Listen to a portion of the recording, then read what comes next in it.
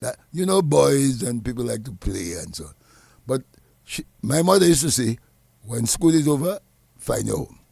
I just want to apologize to my viewers. Yes. That in getting so excited to meet a person like Mr. Lufa, I forget to press stream.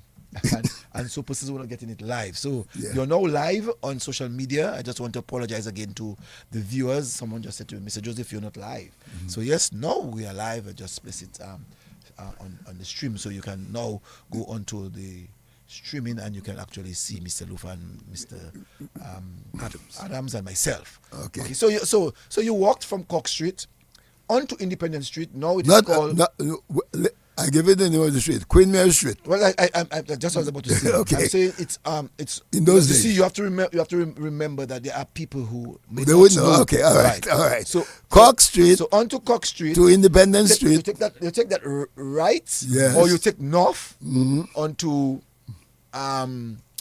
Independence Street, which is at the time called Queen Mary Street. Yeah. That's right. All right, and get onto the bridge where it is called the E.C. Black Bridge. No. Yes, I know. At the time, it was just the bridge. The Roso Bridge. The Roso Bridge. And you're saying to us that that was the only bridge at that time. Only one in Roso at the time. So except that you had the Spring Bridge at Baffert State. Right. So the only one in Roso that vehicles would traverse. That's correct. That's correct. So if you're going out of Roso to the north, you would have to use that bridge. That's right. And if you have to get into Roso, you have to use the same bridge. You'd have to use that same bridge. That's correct. And then later on, they build the new bridge. Yeah. They call it the West Bridge. They call it we call it the new bridge, the West Bridge. In my time, I used to call it the new bridge. I know, yes, the new bridge. Yes, okay. We called it the new bridge in my growing up. Right. Now we say no. There is the West Bridge now. Well, we have so many bridges that all of them have names now. All of them. So we have the Chinese, the Friendship Bridge. Yes. Then we have the Link. Yes. The Link Bridge. Then you have the Baffert State. The Baffert State.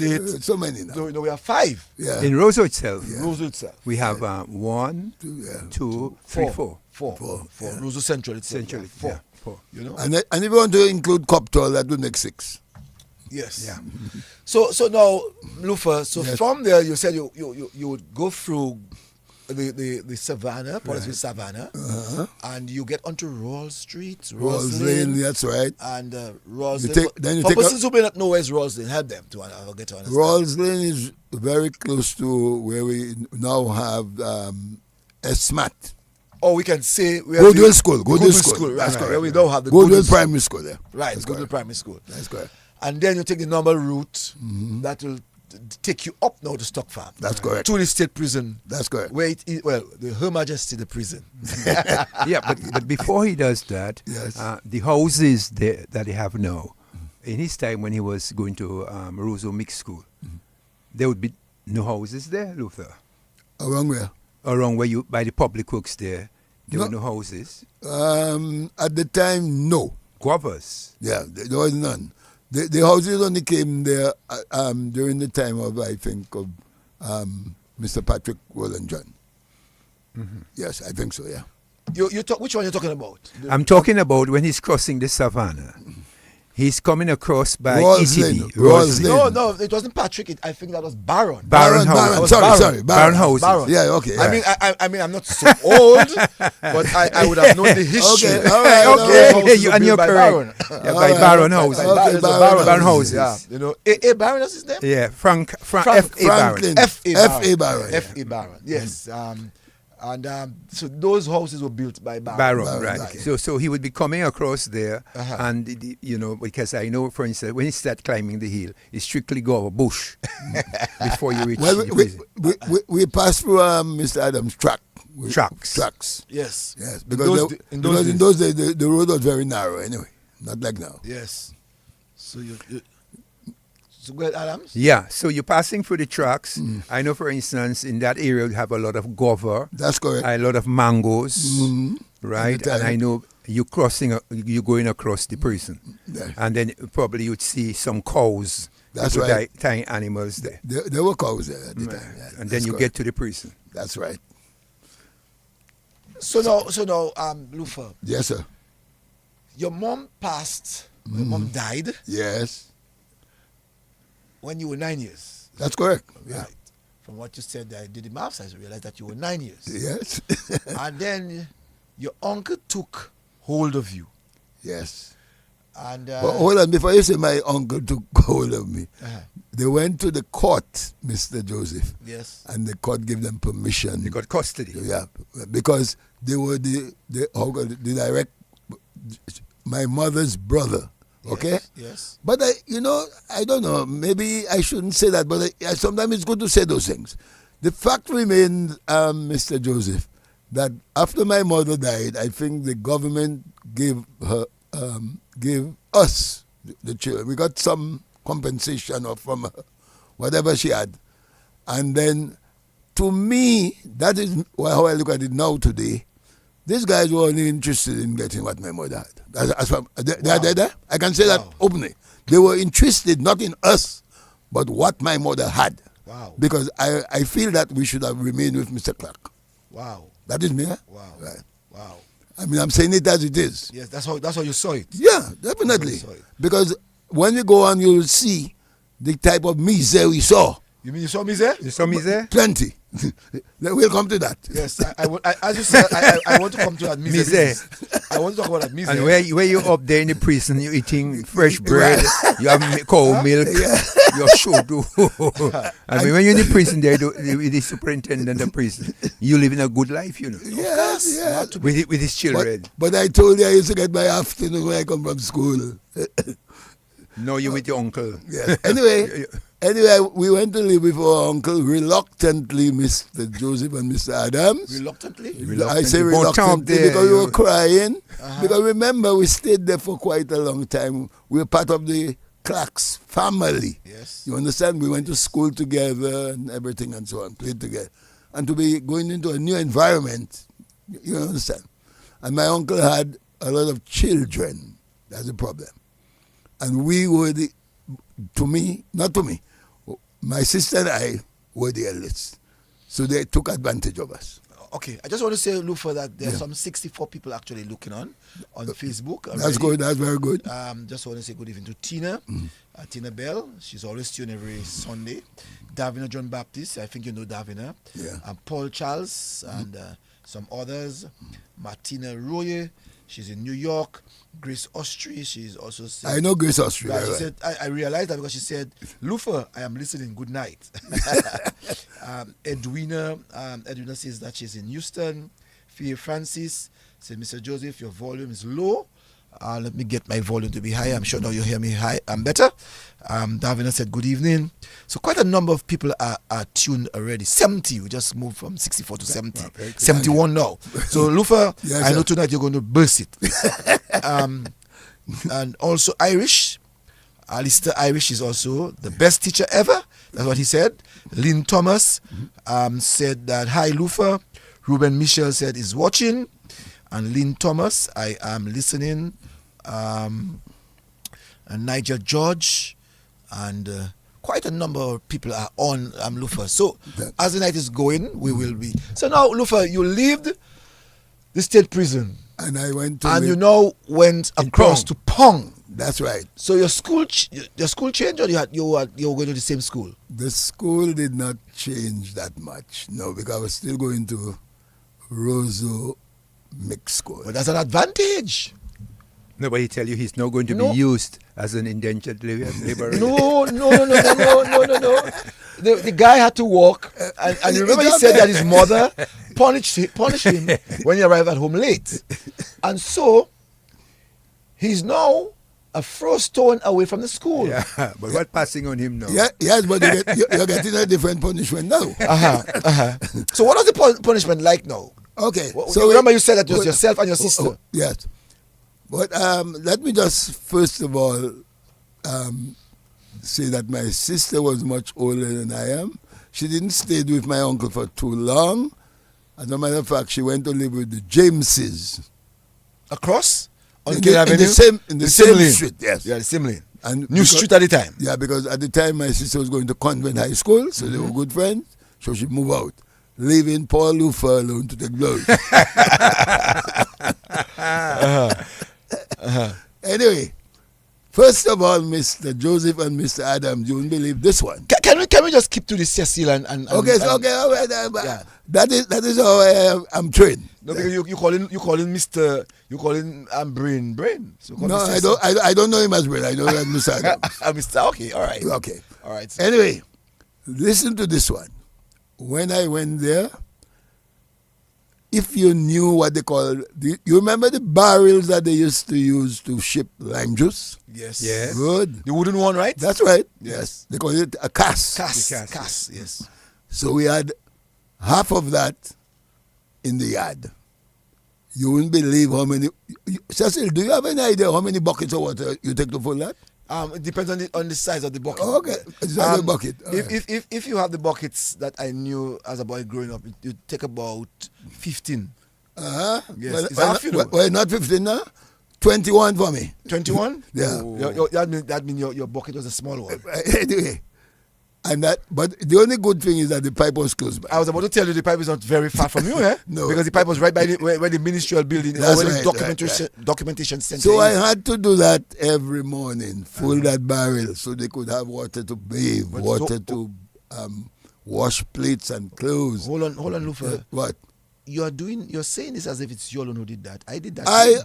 Oh, well, good. Well, so you know that I'm not telling a lie. So it's not been a. It's not Okay, abuse. okay. Hold on. We have more. Yes. Hold on. So, carry water, go and get milk. That is, you know the area where we have the grammar school now? Yes. They used to call it cow tongue. Cow tongue. Yes. I had to go and get milk. My uncle had cattle. After he gave me the milk, I had to go and distribute it to various clients. All right, come back, go and buy bread, all that, before I go to school. What? Go in the river and bathe, and then go to school. One good thing, I never reach late. Never late. So that means you got about 5:30, man, or 4:30. Well, I didn't know. In those days, time wasn't my concern. All I know how to do my work. Mm-hmm. You understand? Mm-hmm. Now, when I came back from school in the afternoon, Cecil, you would say, well, boy, go and rest yourself. You don't go that. You have your lunch, go in around Roso, especially Queen Mary Street. I can never forget that street. I had my, what they call a cab way.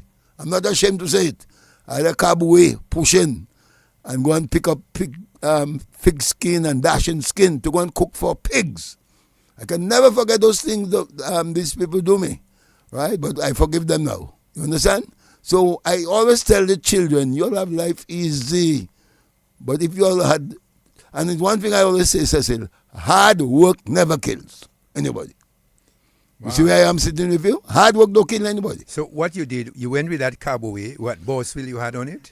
Yes, Boswell, that's right. And Yeah. you're pushing it on Yes, those roads? yes. So you're going from house to house getting... No, not house to house. I go to rubbish tin and pick up picking. We call it picking. So you're going from Yes. one rubbish tin to the next Yes, rubbish tin to like- the all Roso rubbish tin. Not then. all until I get the amount I want Okay. in a bucket and bring it back up and light fire, prepare it for pigs.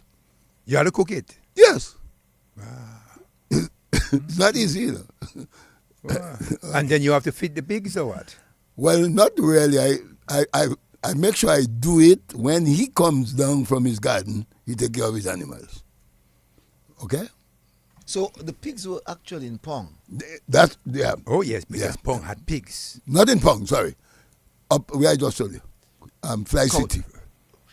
Not Fly City. Cow- Cow Yeah, Town. because Cow Town. Yes. Cow because pigs was living Yeah, there. they had pigs and cattle there. So now, Lufa, you are in Pong. Tell us what the environment would be at that time while living in Pong. Okay, well, Pong in those days, it wasn't so much of a noisy area, but you had some characters like Mr. Lordy and so on, okay? But you had a lot of children living around Pong, a lot of children. Like I know the Low Black family was one, right? And Marlon and these people. Okay, Matriel, the Hills family. Everybody was living as a community, you know. Sometimes Cecil, I'm going to say it because I'm on your show. Sometimes when I didn't get any lunch, these people used to give me food. I'm not ashamed to say that. So let's go back a little bit. Yeah. Let's go back a little bit. Yeah, go back. In Pong, on New Street. Yeah. And for people who are wondering, we're talking about where the Kennedy Avenue. where the financial center is.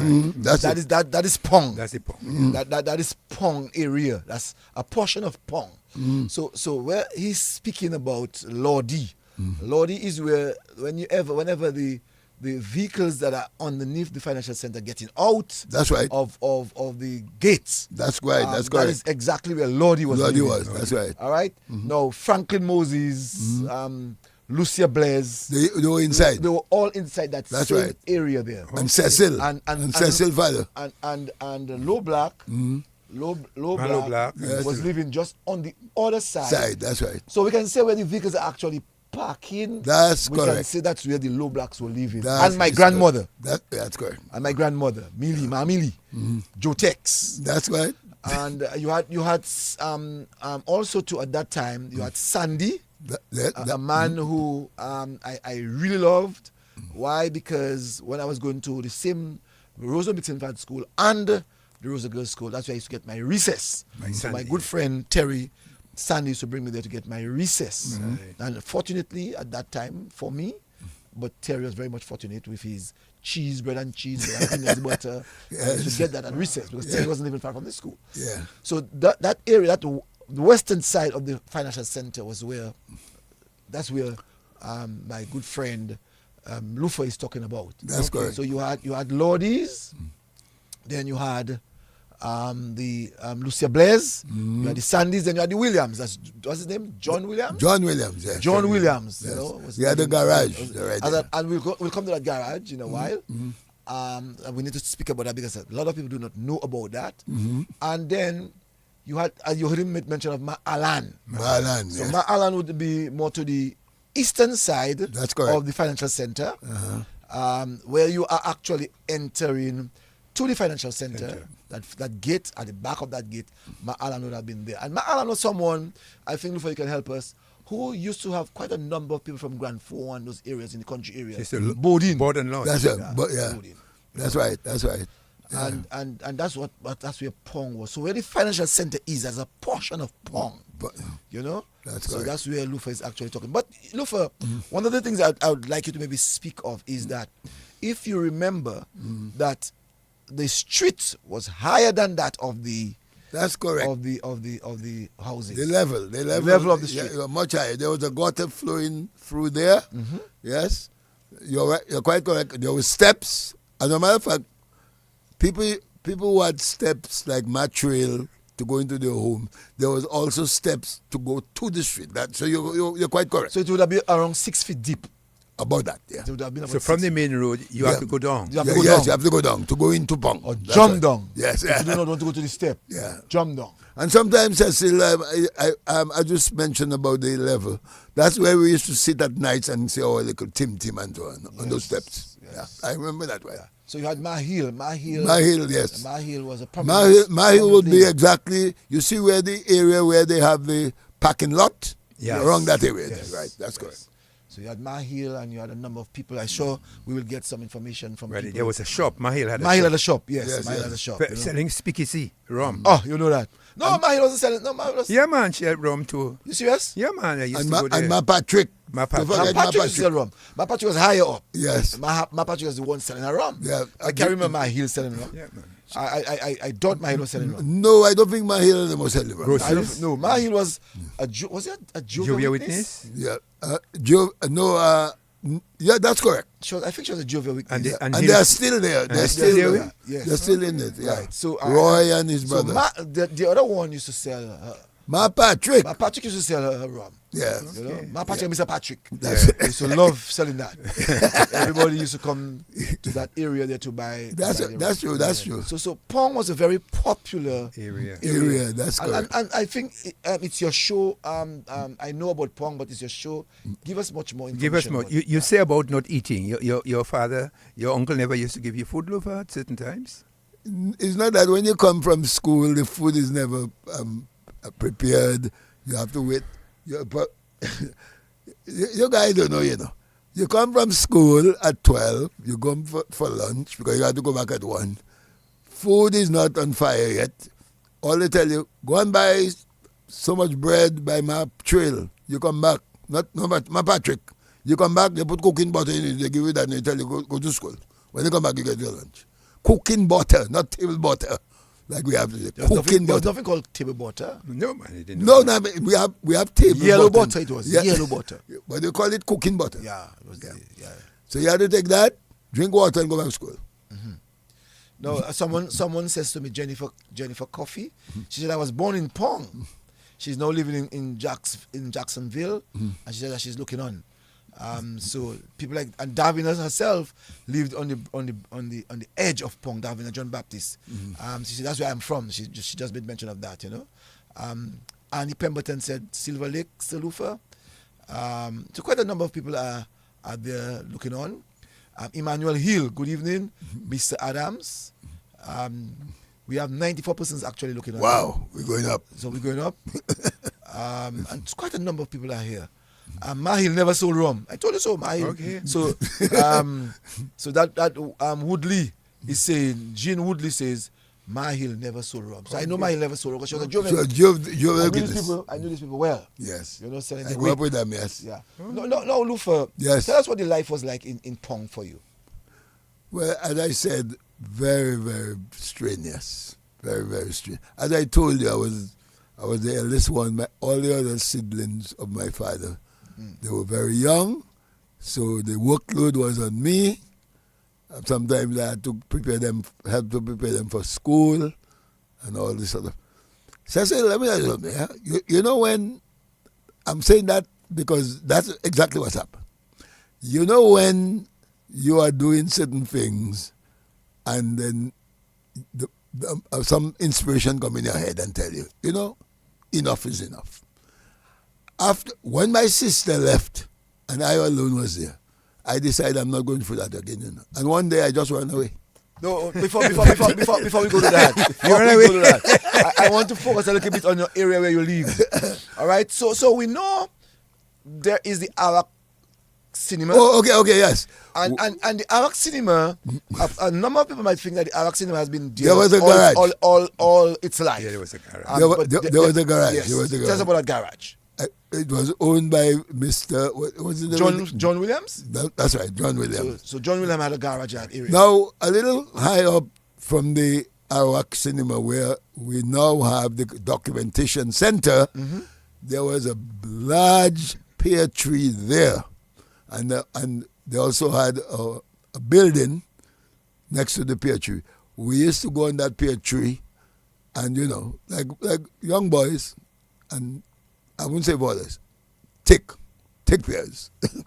You know? It's take pears, you know, Lufa, because there was no gate. No, it was open space. What was the Brown building? What was the Brown building again? I forgot the name. I'm trying to remember if it was, what was the Brown building? But it was a government building. It was a government building. Yeah, I know on a Sunday, most times, guys around the Cock Street, Kennedy Avenue, or Pong area, Fields Lane, we would have found ourselves going there and play draft and play dominoes. Remember, there was the old hospital. We're going to come to the old dispensary where they had the... But Cecil, there was less traffic than we have now. Yes. So therefore, the boys, like Roy Hill and the other guys who were in Low Black, all of us, we used to play cricket on that street you see right now. Yes. I played cricket there too. Thank you very much. I played cricket there too. And every time football. A transfer comes, you have to shift the wicket. So now we had, and I think that pear tree was cut when they built the documentation center. That's correct. That's so correct. that pear tree still was there for a number of years. Number of years. And everybody in Pong, when that pear tree would have built, everybody would go and get their pear. That's correct. In that area. So it wasn't stealing it. It was just there. Yeah, it belonged to the government. So. Right. No.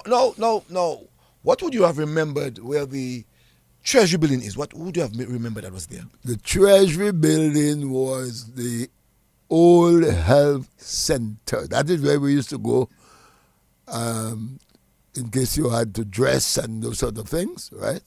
That's where it was. And you had to, and there was also the pharmacy there too, in that area in my time, right? Now where you have we're going back on the other side now, where we have the what?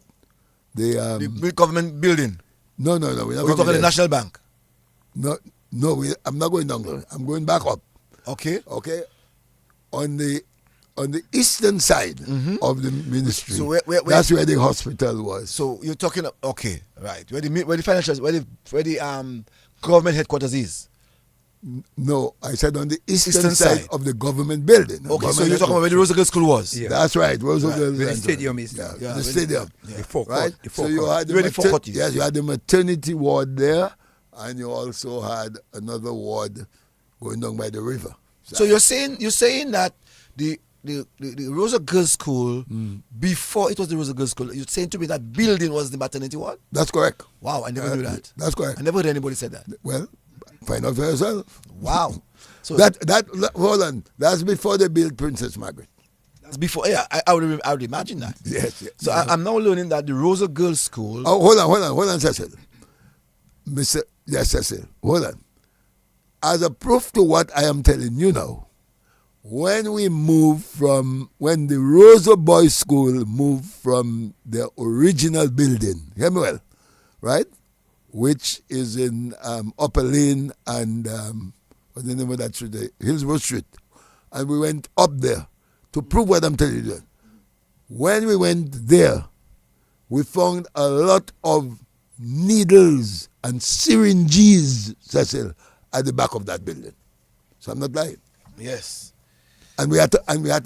I think the Ministry of Education had to send somebody to clear the air because children go running all about and playing. You know? Yeah. Okay.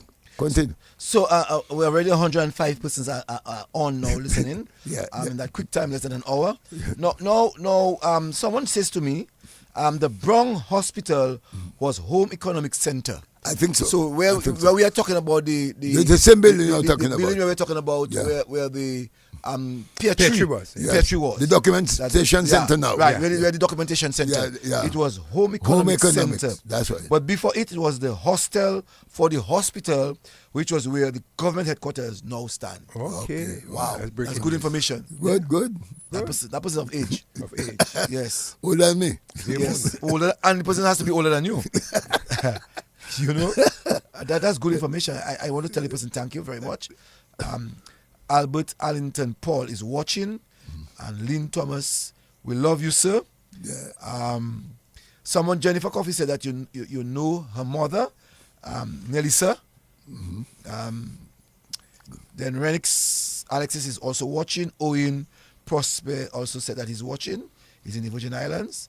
And Glenda Fagan said that she's watching. Okay. No. Mr. Martin. Mr. Martin. So you're giving us a little bit, and you told us where the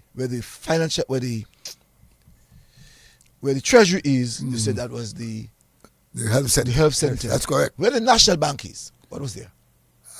What was there before? It was called Donsiad? I can't remember. No. The National Bank is? Donsiad? No, man. But not the Donsiad, I know. The Donsiad to me was at the back of the Roso mixed school. No. But for me. No. I think Donsiad is where the National Bank is. What they had there? People can give me... as a matter of because fact... the Dunn Street, we had the Dunn Street at the back. No, the Dunn Street was at the back of the school. Yeah.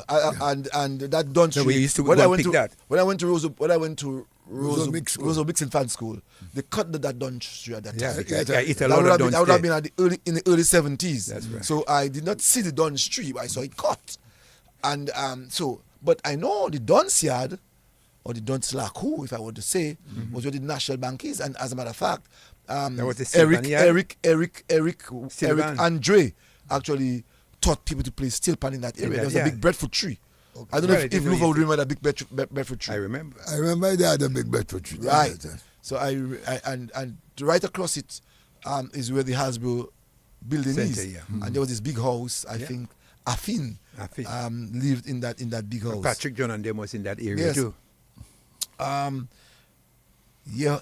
Charles said that he's looking. Someone said that Karina says Karina Mason said that she's watching in Barbuda. So we are 109 now climbing. So now So you knew that as the Dunce Yard. Well, you may be right. Someone can help us with that. Okay. When I was growing up, we used to call it the Dunce Yard. Okay. All right. Now let's talk a little bit about Cowtown. Today we have a stadium there. It has graduated from Cowtown, where there were cows and rubbish has been thrown there. Yes. Now it is the stadium. So let's have a little bit about that, because there are some children who are listening, and if they are to hear that the stadium was where cows were, they would believe. As a matter of fact, no. Before we come to the stadium, where you have the grammar school now, presently, or where they're doing construction and so on, that was L. Rose and Company, okay? Okay. Yeah, right, you know it. So all that was L. Rose? There they had their offices and so on, okay? Where the grammar school is? Yeah. Which of the grammar school? We'll come back. No, let me ask The you. new grammar school. The new grammar The new school. grammar school. Yeah, that's right. Hold on. Now, when you, I'll come back to Cowtown in a while. When you go across where we just finished completing the apartments, that was where the lime factory was. Where you have the new apartments here, in that area there, right? Because remember, all the skin of the lime and the juice and so on used to flow through the river. Remember that, Cecil? Yes, for sure. I remember It went all in your hair, so you should know. Okay, let's go back to Cowtown now. All right? So that is, I don't know how I think people were squatting. That's what happened. And they were taking the animals there. That was long before they start throwing rubbish there. Mm-hmm. Yeah. Then people build little shacks. Some people stayed there, Dominicans, right? And then after that, they start dumping garbage there. What I remember very well about Cowtown, besides helping my uncle, is when we used to go and pitch big ass. Wow. You know about that? I did that too. I don't know if yeah, man, I used to pitch. I went to stone. And my catapult. My brother And when- couldn't and when- use catapult My for big ass. catapult, You boy. cannot use catapult for big ass. Yeah, that's what I used to use, not stone. What did you use? Lufa for the big ass. Catapult. My catapult I had, boy. Hold on, Cecil. When Adam say first, if you went and fire a catapult before him, we bully you. Boil you under your cord. Yes. Yeah, I know that. Yeah. All of us. And all that was fun, eh? All of us as boys. When I say first, is I first have to say. I first have to go. If I miss, then you. Yeah, I have to go first. Discipline. And when I stretch my catapult, I twist and stone. Fellas ever bully you? Don't lie. 125 Lufa. Thank you very much. 125 viewers. Thank you very much. And Noah Edmonds says that I'm watching from North Carolina. Yeah. Marcella Nelson said I'm watching from Aruba. Lynn Thomas said Kobe Stevens, good evening. Jolene God's Gift Alfred said Cecil, we are listening at the ice cream parlor in Bath Estate. Wow. Good evening to my folks in Sweet Roy, Jolene, how could I forget my girl Ria? I know that Ria is on. Kafi, Tammy, Bingo, B-I-N-G, that's what they're doing now, but they're listening to us. Yes. And Delta Ismail said good evening, I'm listening and watching, and I just love that the amount of people that are looking up to us. Someone said, my father, Mr. Roy, used to get lime skin for his cow. so now, yes. Lufa. Yeah, we're talking about Cowtown, yes. Right. That was a little city by itself, you know. Yeah. Because I think the people were squatting there. And they had their animals and so on. And I can't remember where they relocated them, right? But I knew about that. Because maybe when they were relocated... I think it's Bath Estate, if you remember. You see where... First of all, where Alias Fosses is. There, yeah. Mr. Chewitt, the gentleman from Jolly Lane. Yeah. George Chewitt, Yeah. deceased father. He used to have his cows there. And then higher up, where there is that shop, you see that entrance that when you getting into Maya's place, all right? There used to be that gate, just a little lower down, where the shop is, Okay. all right? Where that shop is, before you get into Maya's space. Okay. All right, I think everybody knows what I'm talking about, Maya. There used to be that gate used to be there, and this guy used to want to get Mr. Chu used to want to get all of this lime skin and place it there for his cow. So I think a lot of them were relocated to Baffin State, and I'm sure people who are looking on. I remember when I went to the teachers' college. Right, he had the cows right below there. Now, Cecil, talking. We don't want to dive too much, but it's important that the people who are listening, and especially the younger people. Sorry about that. You'll come to that. Yeah, what someone said to me. Okay. Hold on. Someone said to me, Cecil, how can you forget Joanne? That is from Pong. That means that Joanne is also there with them, and I didn't mention Joanne. Sorry about that, Joanne. All right, I was saying, the people who had the cows at Cowtown, they used to take the lime skin and put in barrel. Now listen well, Cecil. Yes. If the lime skin were fresh, 99% of the times, listen well, the cows would not eat it. It is too acidic. So you know what they used to do? Put it in drums or in barrels, cover it, let it get rotten. Then, yes, it gets rotten, and the cows eat it. Guess what? The milk gets richer. Wow, that is a good lesson. Yes, because you know why? I was in it, so I know. So what you're talking about your uncle make you see me saying, you learn something, my brother. I'm a scientist, man. No, my brother, you put it in the drum and you leave it there for a couple of days. Yes. All right. And then when it starts to smell, you give it to the cattle. They would eat all. If it is fresh Adams, they will not eat it. It's too acidic. Okay. Yeah. So I'm sure people who are listening and there to get their limes in abundance. But in those days, you had lime in abundance. Yeah. Oh, yes. Because lime came from Soufriere, all about. Right all next about. door. Even in Baffin State, you had the lime. Even where we have the grammar school was a field of limes. You know that. Yes. We used to go for lime to play cricket. Yes.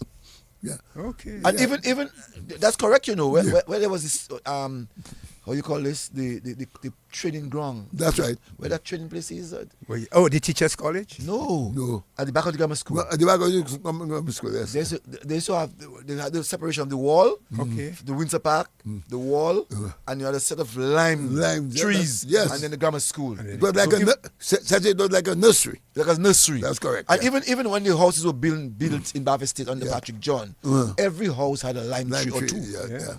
You know? Just as a reflection to of remind us, you know. Yeah. And then people decided, they were going to cut those lime trees, and we have lost all of those lime trees to do extensions as we can. I think as Mr. Adams would say, as we develop and people have to build and so on, so you have to make space. Yes, I think that's what happened. Also, too, there is Paul Boney. Good lesson from you all. I'm watching from Antiga. Karen CMR watching from Guadeloupe. James Seaman is watching. Veronica Nicholas is watching. Jennifer Coffey said, and you could smell that all at Goodwill. The lime. And Pemberton, I'm learning something new. Thank you, sir. I want to say thank you, sir. I've just learned something new. Janica Samuel is watching, and Glenda Shillingford is watching. So we are having quite a number of persons actually. So that's a new lesson. The milk is richer. So now, before the houses were at Baffin State, tell us what you remembered of that area. Baffin State, I knew there were a lot of lime trees, guava trees. That's where, and how do you call this thing? The windbreakers you have there. Oh yes, not the basilic. No, windbreakers. We have a name calling it. Oh my God, I forget it. The almond trees? No. It's nothing, you know. It's coming and going. No, the trees that you see there, they are not, how do you call it? I know. Yeah. No, I forget the name. I'm sure people will come and tell us. But I know they planted them. They were planted there as windbreakers to protect the lime trees. Oh my God, I had so much. Galba. Right. I know someone will come and tell me. That's right. Michael Jones said Galba. Galba trees. Yeah. Marina Esprit said Galba. Wow. Yes, Galba. How could I forget? Still have that? But my lane is called Galba. How could I forget that? Yeah, the trees are still there. They're still there. By my lane, we still have Galba trees. Yeah. By Georgia, which is another windbreaker. Oh yeah. Yes, Where the fellas have doing the tire repair. There's some Yes, galbatries. the Oh, galbatries yes. are still Oh, there. yes. Yeah, yeah. The galbatries are still there. If you go in Bavia State, you'll see many of those galbatries, Okay. Remember that you had hurricanes and those times, so they had to really protect, those. So now, what about Botanic Gardens? What would you remember about Botanic Gardens? Oh my! As a boy, Yes. what I remember, is going there and steal fruits, and you had to be able to run. If you couldn't run 100 yards dash, you're in trouble. So where you used to pass to go and get it? Climb the wall. We used to climb the wall, a number of us, and when these guys could run too, these guards, or they let the dogs behind you. Yes. The dogs were loose? But of course you had to run, I tell you. Sometimes you get away. You understand? Yes. But if you see you're not a good runner, maybe that's why some of us learn to run 100 yards. I was told that there was a guy on a horse. Not during my time. Yeah, that's what I was told. In the olden days? Yes, I think the person who told me so, a gentleman from Fokani, Okay. Mr. Bethel, was giving me some history of the Botanic Oh, Gardens. Bethel. But, Okay. Yes. but Cecil, one thing I can remember, and I think you heard about that too. That Roso River you see that is very flat and flowing. Once upon a time, it used to pass through the gardens. Oh, yes. Once upon a time, Yes. many years ago. And through Windsor Park. Yeah, that's right. You used to pass through the Windsor Park. That's And right. river. Yeah, You used to that pass same through the Roso Windsor River. Park. If you dig the Roso River, you'll see it's waterlogged. It- And I what- just want to say what- to you, Mr. Lufa, sorry, Mr. Lufa. Yes. Someone said, good night, gentlemen. We need to pay tribute to a teacher, Osborne Wallace, son of prominent principal extraordinary Clifford Wallace, who passed away on the weekend. I heard that yesterday. Yeah, okay. Was May, born. may his soul rest he in was peace. the principal, I think, of. Osborne Wallace, I was the supervisor. Clifford, Yes, the- he passed. Clifford passed away long ago. No, Clifford Clifford is is alive, still man. man. It's still alive. Oh, man. man. Yeah, man, Clifford Clifford is is alive. man. Oh, He's still Clifford is alive and alive. kicking, man. With his ladies look after him. His wife is still there with him. Yes. Osborne. Osborne So Wallace. sorry to hear that. Yes, I was the Osborne. supervisor. Yeah. Yeah, anytime a teacher passes, I feel You bad. feel that way. Yes. He was a principal as well. Yes. So now, let us now deal a little bit now. I want to come to your mom because you said that your mom passed. Yes. Give us the scenario of the passing of your mom. You mean what causes that? Yes, the Oh, cause of my. your mom's death. It's a long story. There was a guy named Cadet, all right? And he went to prison, I think, for stealing a portion of money. That's what I was told, eh? The guy wasn't there. And he gave my mother the money to hold for him as security. I'm just telling you what I heard. And my mother took the money and she gave it to Mr. Gerald Clark. So when the guy was coming out, he served his time, he's coming out, he asked her for the money. She didn't have it. She said she gave it to Mr. Clark. The guy got upset and he knew that she was going to watch they call it what? Windward Islands tournament in those days, in the gardens, Botanical Garden. He was on a mango tree and he jumped down and he chopped her. Now, let me put it so, not because my mother. In those days, the cut she got, if it was today, she would be alive. I'll tell you why. She died from laceration. You know what I mean by that? Yeah. Loss of blood. Yeah. Okay? Loss of blood. But if it was today, probably should still be alive. All right? Now, let's just continue. So he was arrested. They found him guilty of manslaughter. You see what I just told you? Although my mother died, manslaughter. He was sentenced to 10 years in prison. The story goes more than that. He did not spend much time in Dominica because he was behaving badly. So they sent him to Grenada. Jail in Grenada. That's right. Now, what I'm telling you, Cecil, is not what they tell me, is what he, Mr. What's his name? Cadet told me. He went to Grenada, spent a few months, still not being a good convict. They sent him to Trinidad on the jail they call Carrera. That's the one they have on the sea. That's where they sent. That's where he ended up spending the rest of his time. he came back to Dominica. I don't know, when Satan wants to use you, he uses you in many ways. Born again Christian, goes around Roso, a Bible under his arm, and then the incident came where he went into Cock Street and murdered, if Sibo is hearing me, Sibo's grandmother. That time, because there were witnesses, he was hanged. They hanged him. And that was the end of the story.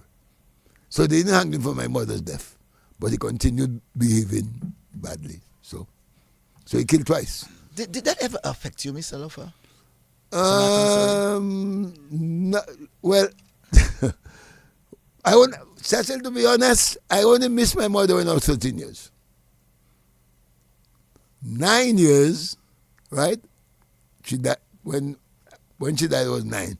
When I was 13 years, Mr. Joseph, so I said, Mr. Cecil and Brain, I miss my mother. You know why? The kind of music I was seeing.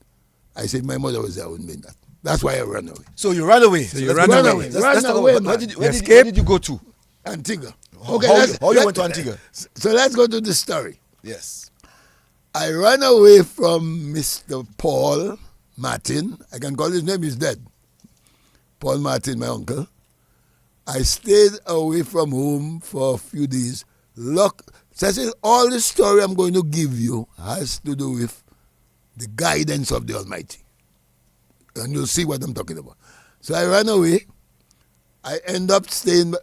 Good night, Miss Walsh. Miss Walsh, who works at the credit union. I end up staying with her mother and father because her father used to work at the prison. You understand? So I knew them. I stayed there for a while. Then I went on the how do you call it? Where we have the ferry terminal now, on the port. Jetty. Jetty, we used to call it. Port. Now in those days, the boat that was making trips up and down the island was Ripon. You heard about that, Cecil? Ripon, yeah. Ripon, yeah. That's before they got the federal boats. Yes, Federal Maple and Federal Palm. No, they didn't come in. Before Federal Maple they didn't come in yet. Yes. Ripon. So there comes a nice lady by the name of Miss Kentish. That is TK and David's mother.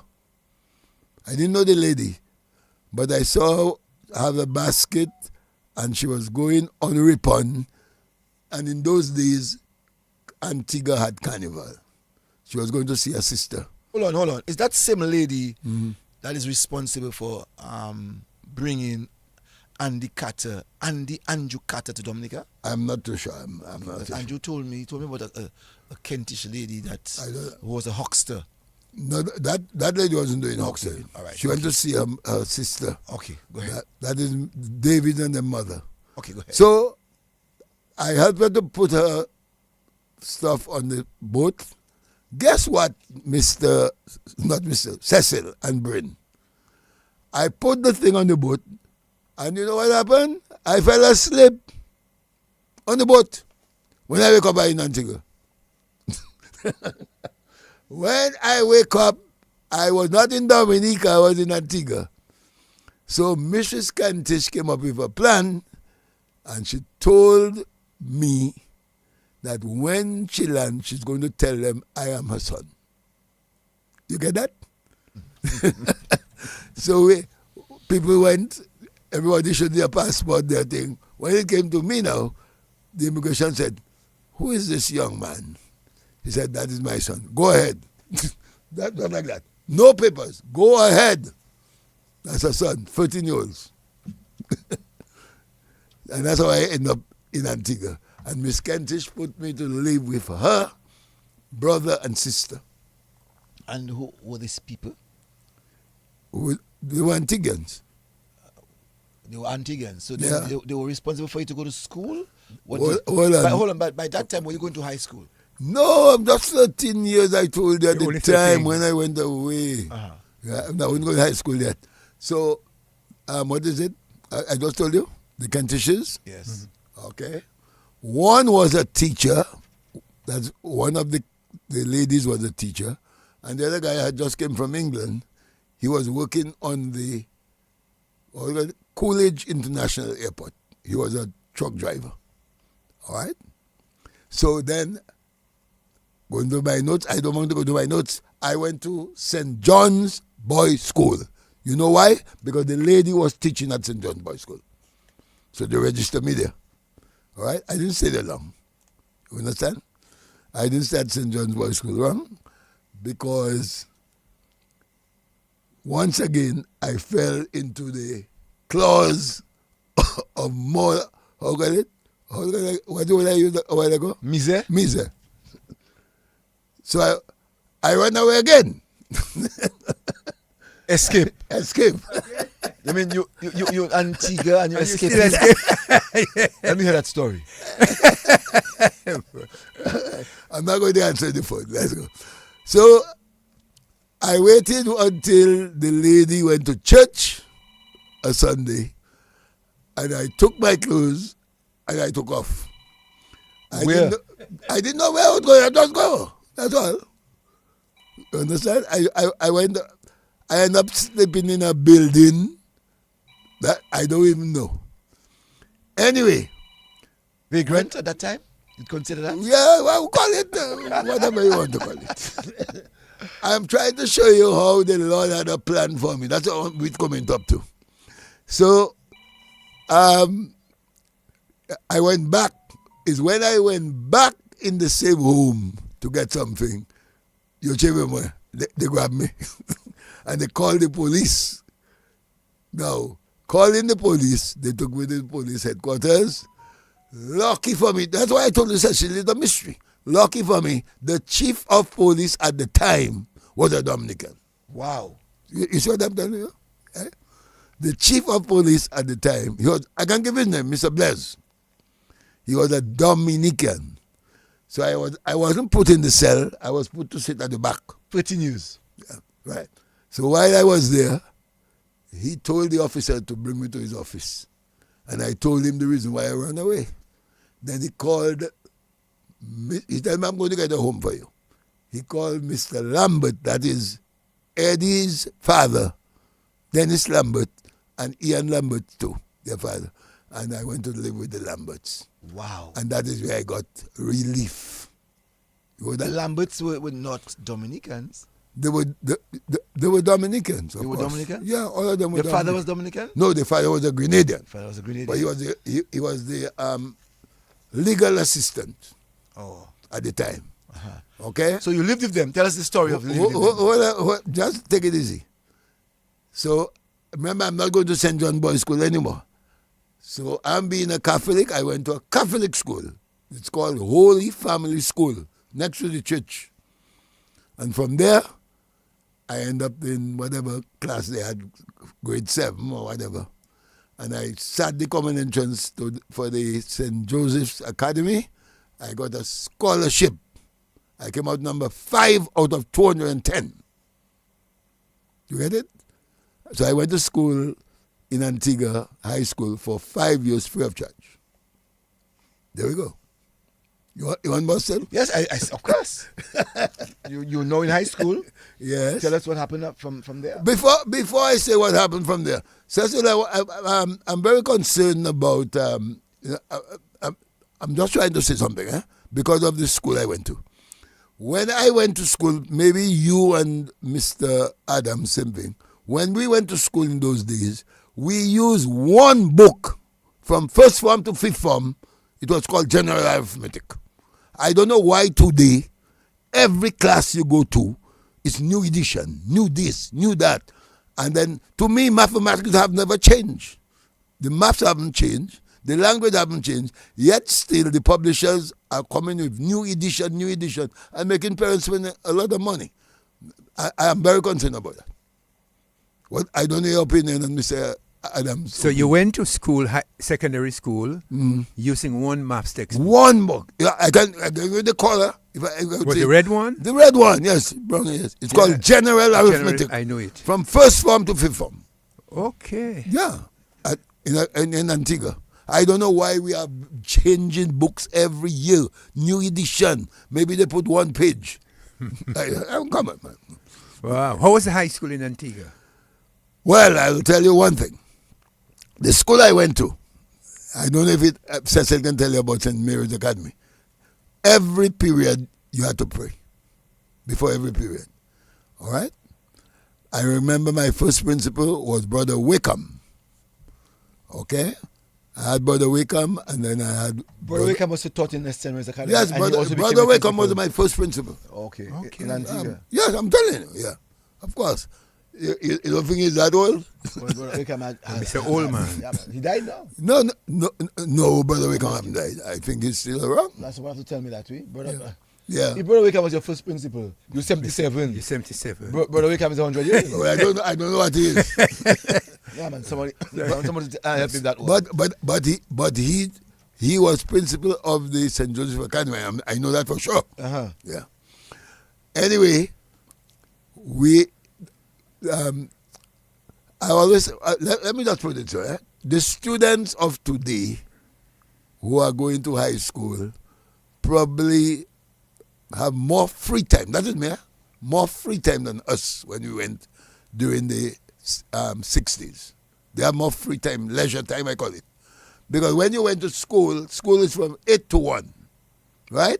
You go home, you have your lunch, you come back at 2:30 for sports, right? Whether it's football, cricket, or whatever.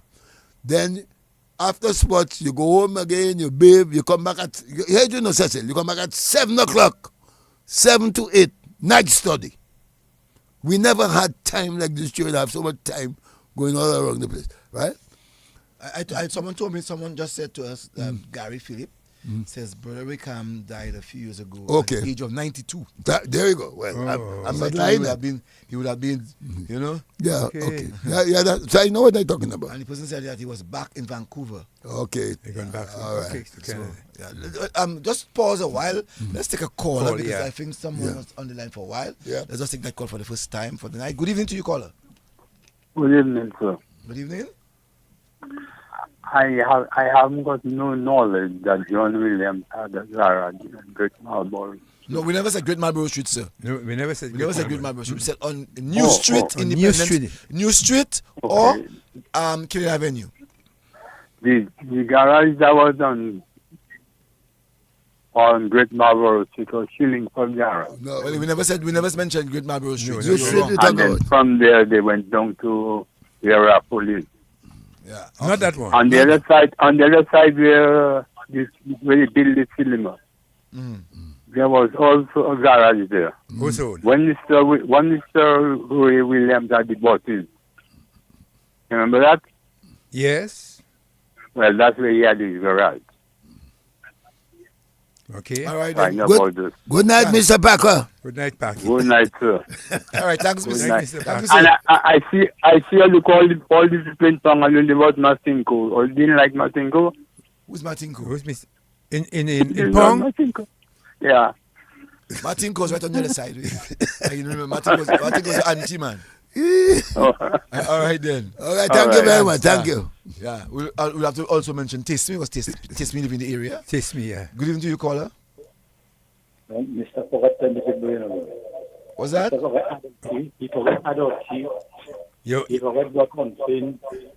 He forget Sandy, kissing Sandy. He forget them people. He forget my Ricks. No, we didn't call names in people in Pong yet, you know, sir. We have not done that yet. We didn't do that. We only call a few names. This is the only thing very next school, man. Mr. Him. Oh, okay. All right, then. Thanks. Yeah. Send for him this Robinson class. All right. So you see, the guy wanted you to call some of the names. I will have to be say Trufinatu in Pong under the mango tree. But if we have to call Taste them, Me. but if we have to call them, We we have finish. Family. We have to call Pafili. What's Pafili more Pafili. the name? I try to remember Pafili more the name. We have to call a whole set of people. right. What about the woman Sparrow had there? Good evening to you, caller. Good evening. Happy man. I'm getting a lot of info I didn't know about. Thank you very much. My boy. Yeah, Yes, my my boy. boy. Good night. Good night, my boy. Right. And you know that's the kind of thing I like. We had a nice little conversation about my grandfather when he came from Totola in the days of Federal. We had a nice little bit. And Jolu was sticking on me like as though I'm a history book. But anyway, it's nice hearing you, Lufa. Thank you. And never can forget you put hands on my son and my daughter when they did common entrance because your class was always a winning class for common entrance. But I didn't let you deviate so much, I would have given you more pressure. Anyway, Not do it, the man run away. He was Escape. I'm an escapee. All right. Anyway, Thank you, my boy. No, Lufa, let us go back now to the Lamberts. So now you're at school. Yes. Let's say at last call. Okay. I think. Let's say at last call quickly. Good evening. Yes. The people from Cowtown, they put them Kokole, where the first settlers to go Kokole. Oh, okay. Thank you. Thanks. Thanks. Okay. So now you are now in St. Joseph Academy. Yes. And I'm living with the Lamberts. And you're living in the Lamberts. Yeah. Talk to us. All right. So I lived with the Lamberts for quite a long time. That was what I call a very refreshing change. Yeah, from what I passed through in the last few years. Okay. What's his name? Dr. Ian Lambert. He likes to be called doctor. He's in New York. Maybe he's listening too. Ian Lambert and his brother Swinton, they all went to school together with me, right? At the academy. His sisters went to the Christ the King High School. It's just like the convent. All right. Now, staying with the Lamberts, Mr. Dennis Lambert was transferred from Antiga to Grenada. No, before I say that, he went to Montserrat. Okay. This is how in those days that's how the British government works. They move him from one place to the other. So he went to Montserrat. Spent a few months there. Then when he came back, they sent him to Grenada as the Attorney General. So the entire family had to leave Cecil and Brain. The family had to leave Antigua and go to Grenada. But hold on. Okay, go ahead. Well, yeah. So remember, I'm living with them, so I have no choice. Right. So I had to follow. Suit. Mm-hmm. So I went to Grenada with them. But hold on now. Yes, go on. You stole away. No, not this time. Hold on. Hold on. Go on. You stole away to go to Antigua, which meant that you had no passport. How did you get yourself going to Grenada without a passport?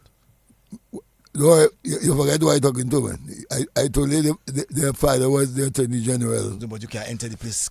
Hold on. Well, they did something for me. Well, that's what I want to know. Tell us. Well, I can't tell you because not I who prepared the documents. All right? So all I knew, they gave me papers and I had to follow the family and I went to Grenada.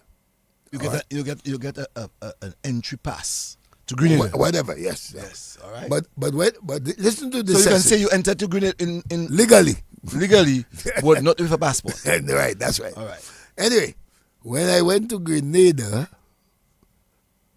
because I was not a citizen of Grenada or a son or daughter of a Grenadian, it's not like today where we have free movement, you know the business, right? I could not get into a secondary school. At that time, Cecil, I was supposed to be in 5th form, going to write my GC exams. You understand? So it was very difficult. However, whatever good came out of that, I wrote my sister, who was a matron in England, and lucky for me, when I left Antigua, I had my book list and I had everything I need for 5th form. When I say need, to buy for 5th form. I wrote to my sister in England. I told her the textbooks I would require. She posted them down to me in Grenada. And I did not waste time. This time I didn't go and sleep on the street. I went to the library, did research, right? And did what I couldn't do on my own. The Lamberts family helped me and so on. And in about 2 months' time, I went back to Antigua. Cecil, you know why I tell you I had to go back to Antigua because I couldn't stay without school. Yes. Right? So I went back to Antigua. The brothers accepted me in 5th form. Cecil, you wouldn't believe what I'm going to tell you and the listeners. After 2 months out of school. Exam came in December, first term exam, right? Luther Martin, that is sitting right here at DBS Radio, I came out 5th in the class. And nobody can understand that. Because all what they knew, Cecil, I did it already. You see, I had 2 months out of school, but I was using my time doing research and asking people like Eddie and this guy to help me. All what they had covered, I did it already. So that's called determination. So then Yep. you're through with high school. What happened next? All right. So before we go there, remember I told you we used to have night study, right? Yes. Okay, night classes. Where you come and you do your homework and so on. The brothers used to move around the classes and observe what we were doing. All right? When they came in class and they saw I was one of the only one of the students who were not writing anything. I had a book in front of me, and I'm saying, they called me outside once, and the brother told me, "But how come you're not doing your homework?" I said, "Brother, I did my homework a long time ago, since I went home. Right now I'm studying for tomorrow." You know what they did, Cecil? They took me and put me in charge of a class during night study to supervise it as a supervisor. When they saw that I was going around, I think it was first form. When they saw I was going around and helping the students with their homework, before I graduated, Cecil, from school, before I left school, the principal called me to his office and he told me, "What do you really want to be?" I said, "I want to be a teacher." And before I left, they called me, they invite me to the brother's house. I had lunch with them, and they gave me a paper and tell me, "From September, you can come to teach at the St. Joseph Academy," just like that. No application. Cecil, I did not write my exam yet, you know. The interest I was showing with the students, I told you, during night study, assisting them, right, with their homework and so on, and the supervision I was doing, they saw something in me. They just told me, "You are a teacher at St. Joseph come September." And that was that. Case closed. No. Go ahead. No, you are in Antiga. You're teaching. How long did you teach? I taught there for 1 year. 1 year. And what did 1969 to 1970. I taught history. Okay, first of all, I taught first form geography,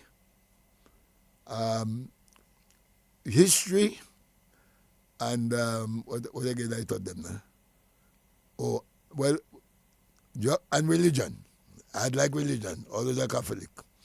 And then I taught history, West Indian history, up to fourth form level. 1 year. 1 year, yeah. You came back to Dominica. Cecil, again, the listeners were listening to me.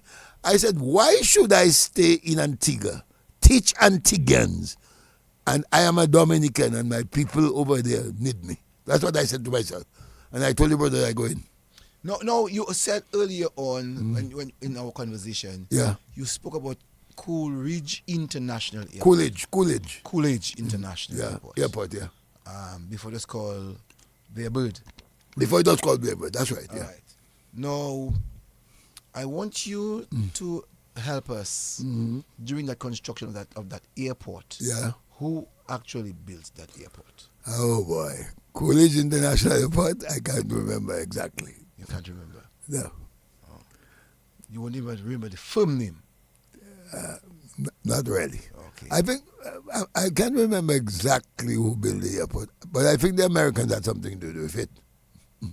Okay. So you came back to Dominica, and when you left Dominica... Well, first of all, hold on before we go any further.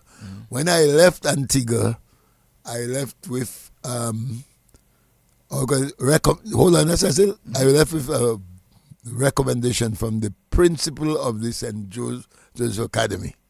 This is to certify that Luther Martin attended St. blah blah blah and all the all the glorious things. He was this, that, X, Y, Z, right?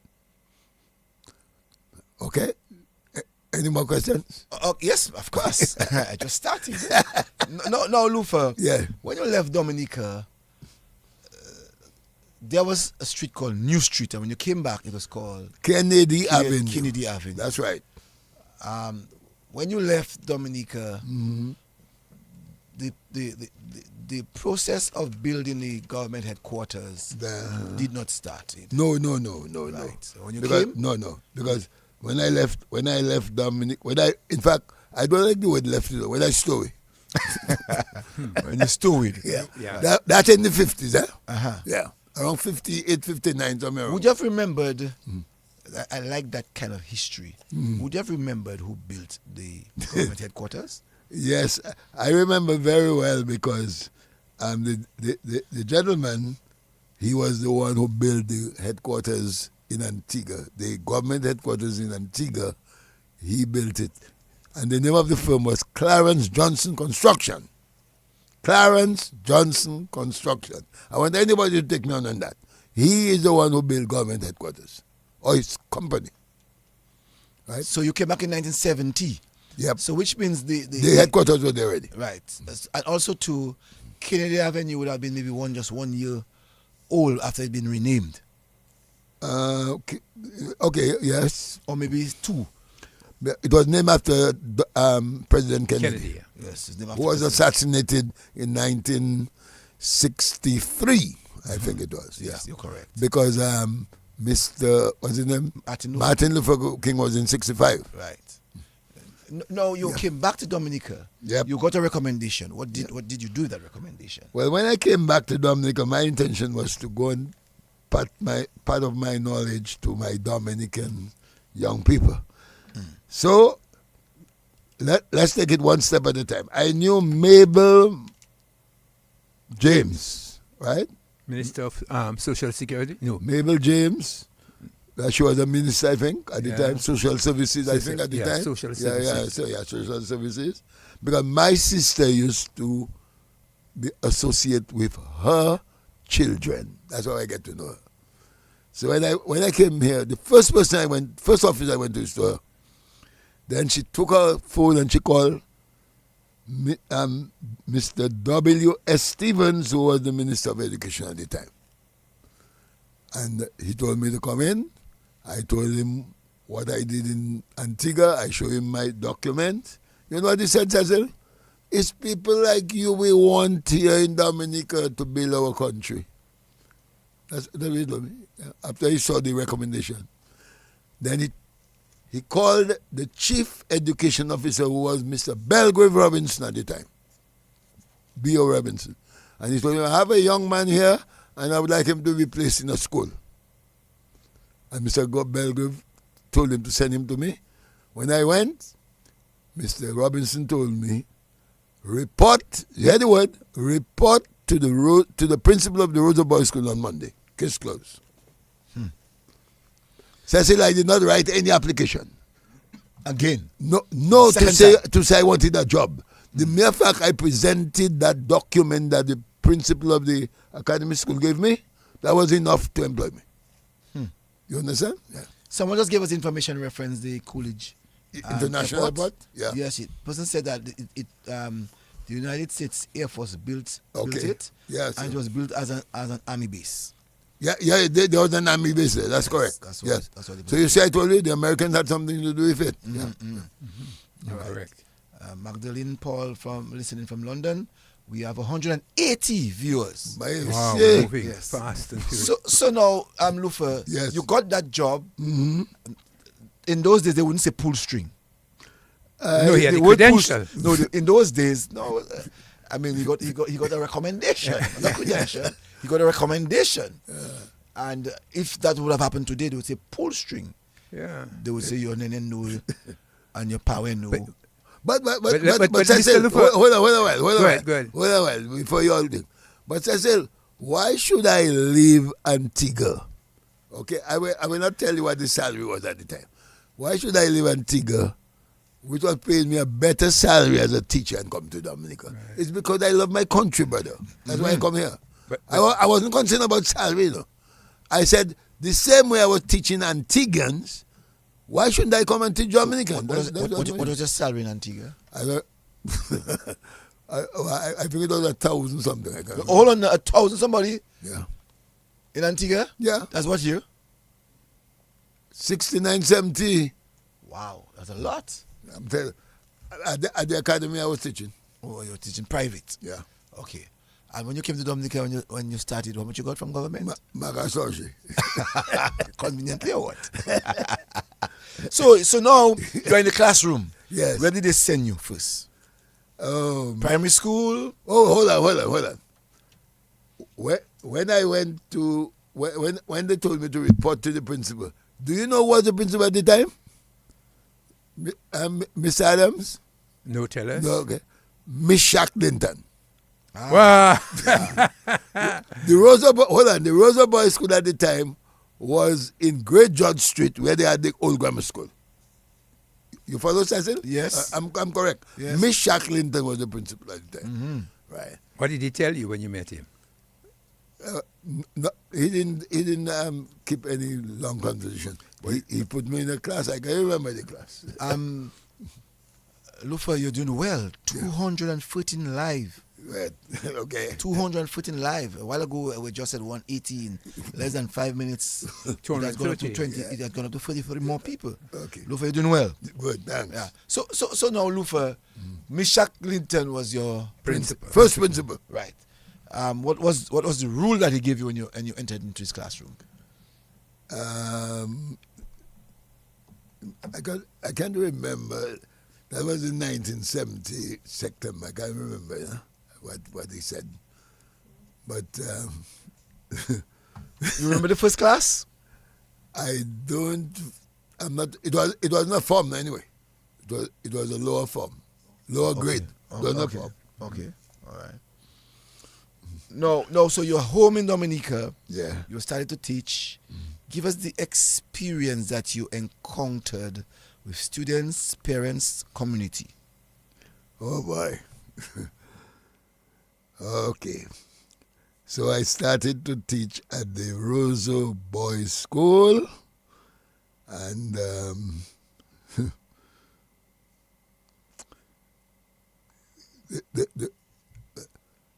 the students at that time were not like the students I taught in Antiga. Okay, so you had to put in more effort in your work to get them to reach wherever you wanted them to reach. You understand? Yeah. First of all, most of them didn't have any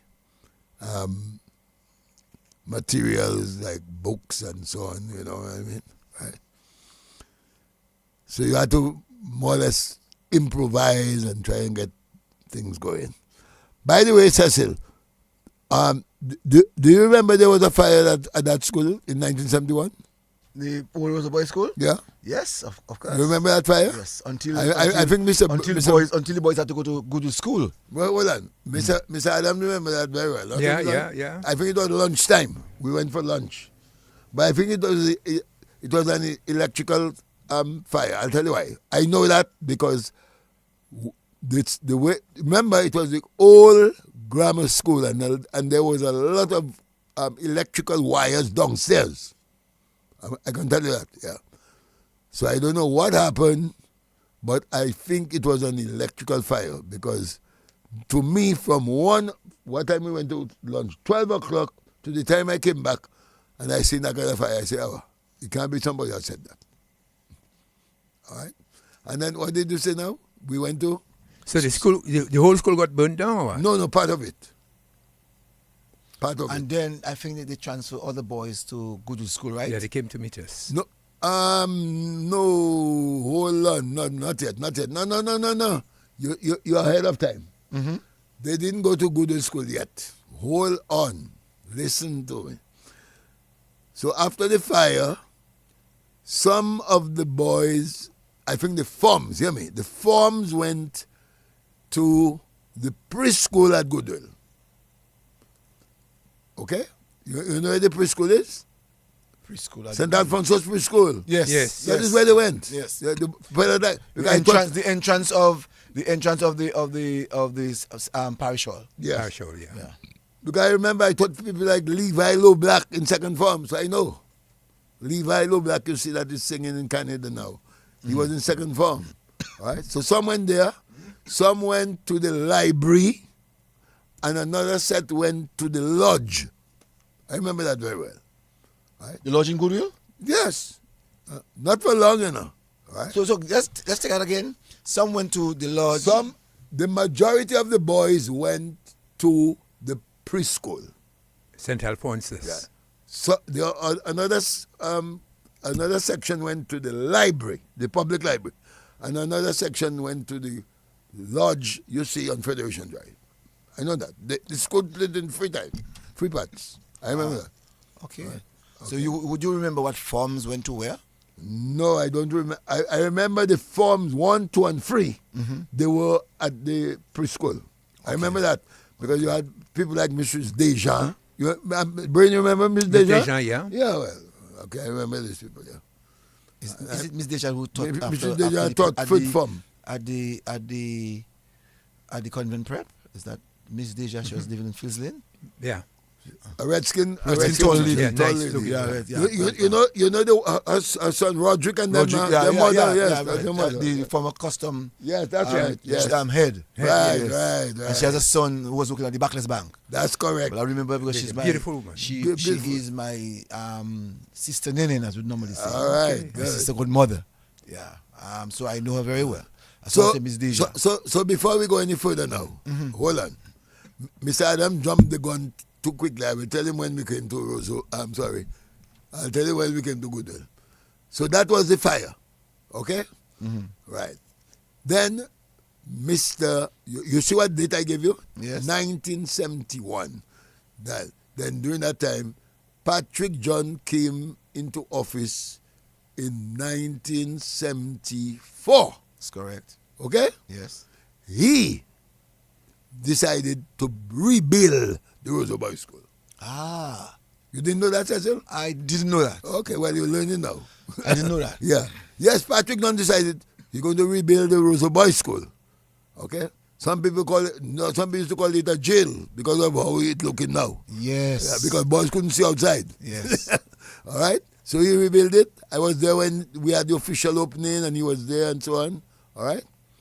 So we stayed there for until 1979. So 74 to 79, right?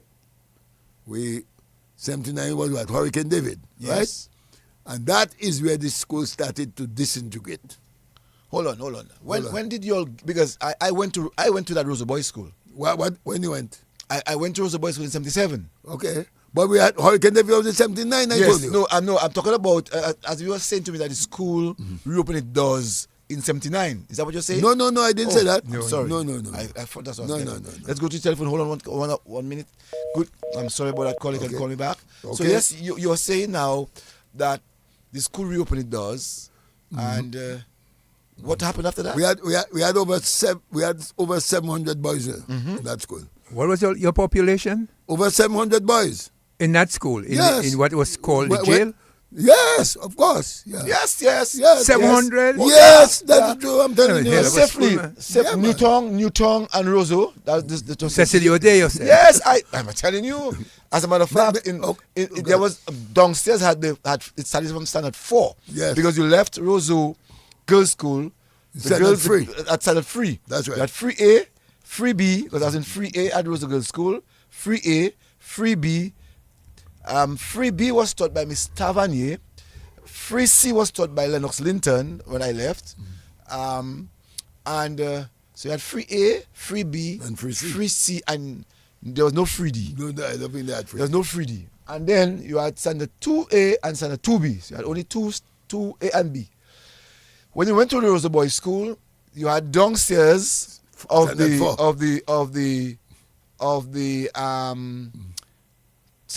Form 2 and Form 3 downstairs.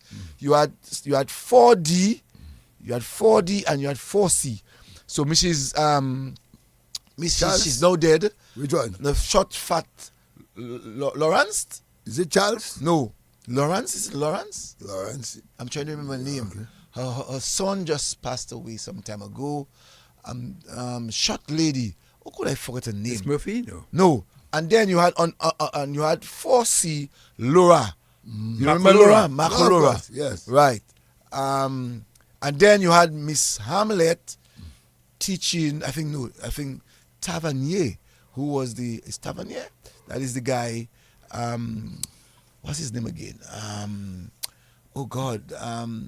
Laramie's wife. Oh, yes. Was teaching Miss George, Flora George. Flora George. Was Flora teaching. George. She wasn't married to Laramie yet. Yeah, she was teaching 4A. That's right. And you had 4B, that tall, dark lady.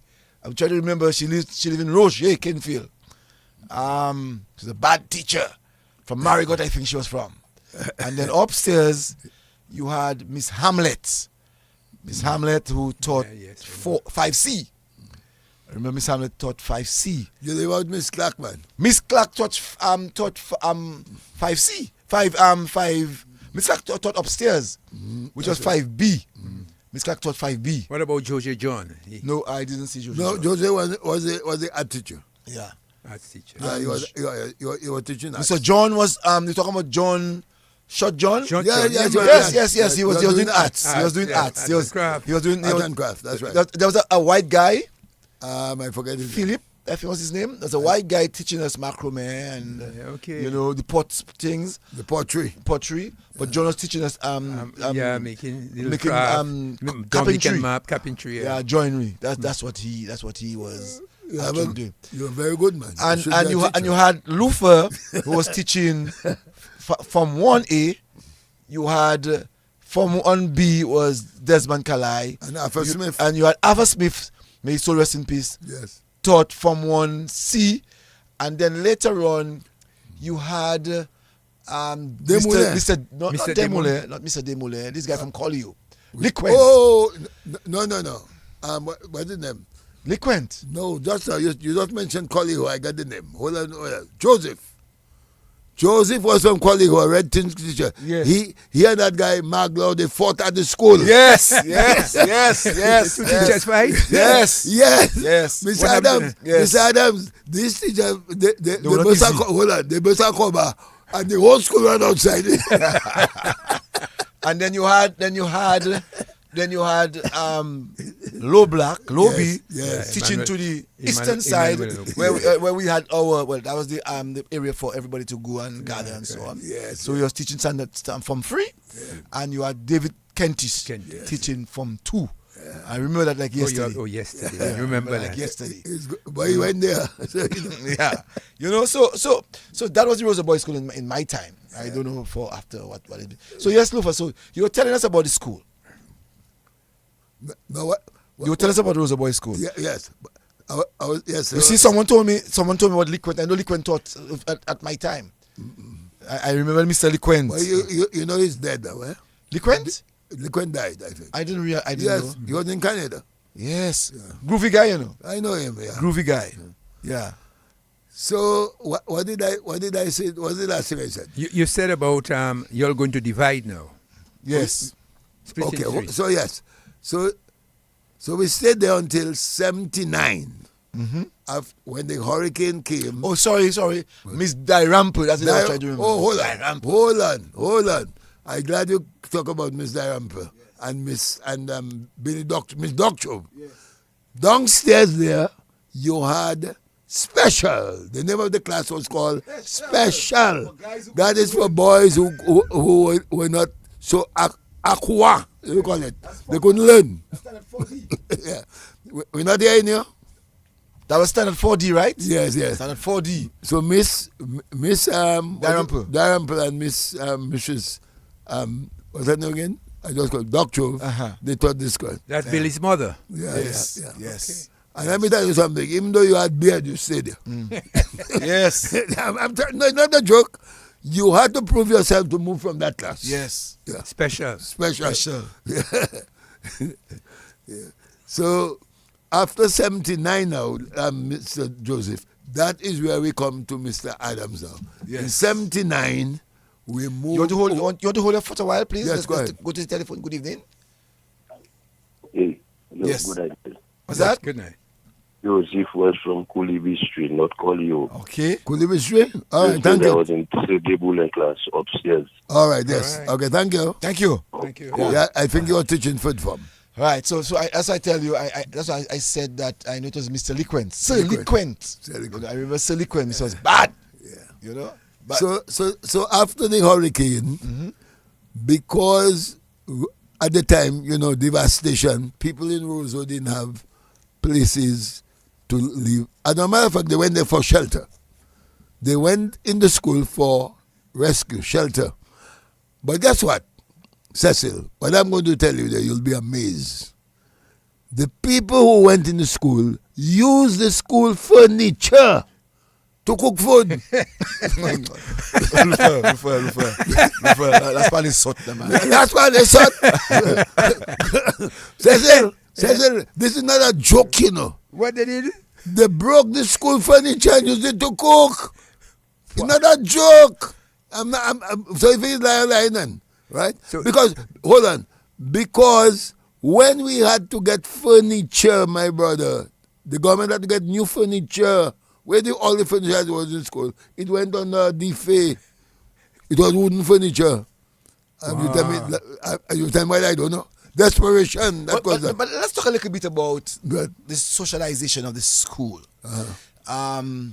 Recess time. You had I just understood that the husband died most recently. Who's that one? Daily. Daily. Dagma Daily. Dagma Daily. We were not saying Dagma. We were not allowed to say Dagma. We had to say Ma Daily. Ma Daily. Okay. Right. All right. Ma Daily. As we used to get our frozen joys, our tablets. Oh no, not Magma. What's that name again now? I tell you. That's Herman and them. That's correct. I know that's Ma Daily. Yeah. The funeral is on Friday coming. Yeah, the husband, right? William. Yeah, that's William William is the father. Yeah, that's right. Okay. And so these have that little kitchen. That's right. And all the boys have the 700 boys. Frozen joys. Their frozen joys and Bix. Bix. Yes, and that's the right. Tablet. Yeah, that's right. In that socialization at recess. I used to get my lunch there too. So Lufa, tell us a little bit about the recess period at Roso Boys School. Oh boy, the recess period. I think Mrs. Clark, may her soul rest in peace. She used to bring little tarts, frozen joys, and those things. There was no such thing as ice pop in those days. Frozen joys we knew. Yes. To sell to the boys, but as you just mentioned, there were so many boys. So some of them had to go by Ma Daily. Some of them had to go by. What's the name of the guy who had the shop on the other side? Mr. Peters. Peters, right. Yeah, Mr. All Peters. there, Yeah. and so on. Yeah. We used to allow them to go and buy their recess. Yes. Right? No. Some people are even reminding me of some people, Mr. Macoline also taught. Hold on, Bricks. Macoline wasn't in that school yet. Macoline came when we went to Goodwill. Well, okay. Macoline came. Macoline wasn't there when I was there. Hold on, Macoline came when we went to Goodwill. Yes. That's when he came. No, I'm not saying what someone said to me, but I know he wasn't in my time. No. But he taught at Roso Boys School. And also, you remember the Mr. Richards? Hartley Richards. Oh yes. Mr. was the genius at that yes. time. He was a genius. Yes. He was teaching second form. He was a philosopher. Yes. I mean, this guy was. Up to now, he is. Yeah. And I think, to be honest, he taught with locks. Yes. In those days, why people crying down locks in that period? He taught with locks. Yes, he taught with locks. Hold on, Cecil. There's an interesting. Because I was teaching with him at the time. Let me give you the interesting story. Yeah, go ahead. There was a big story. Yeah, big story about him. He came to school with his locks, as you said. Afterly, if you're listening to me, good night. Afterly, never tell any student to wear locks. Never. Or smoke. Or whatever, right? Yes. That he came to school, he do what he had to do. So we had a staff meeting. Guess who came to the meeting? Mr. Peter J. Israel. Hold on. He came and he sat. When it was his turn to speak, he told Affley, if I was the principal of that school, you would be out. Mr. Affley told him, what have I done? He said, the way you carry yourself. He said, what do you mean? But it's the locks he didn't like after they had, right? But Mr. After told him straight, like what I'm telling you, what I am teaching the boys have nothing to do with my dress, you know. I'm teaching them how to be better students in the community. And Mr. Israel just keep quiet. It's a fact. I was there when that happened. Yes. Yeah. No. What do you want to say? In the days that I went to Roso Boys School, because we can speak of, because we're talking about the period. In the schoolyard, the guys played cricket, the guys played football. How did you all as teachers dealt with those guys at that period, that all of that noise, 700 guys in that schoolyard? Well, you had certain teachers who were appointed to be supervisors, right? We had our recess too, but we had to look and see what the boys were doing, you know. Yeah, during the break time. Yes. Yeah. You understand? Yes. Because when they came out, the whole schoolyard was crowded. Oh, sure, I know that. Yeah. I mean, in those days it was Wembley and cock ball.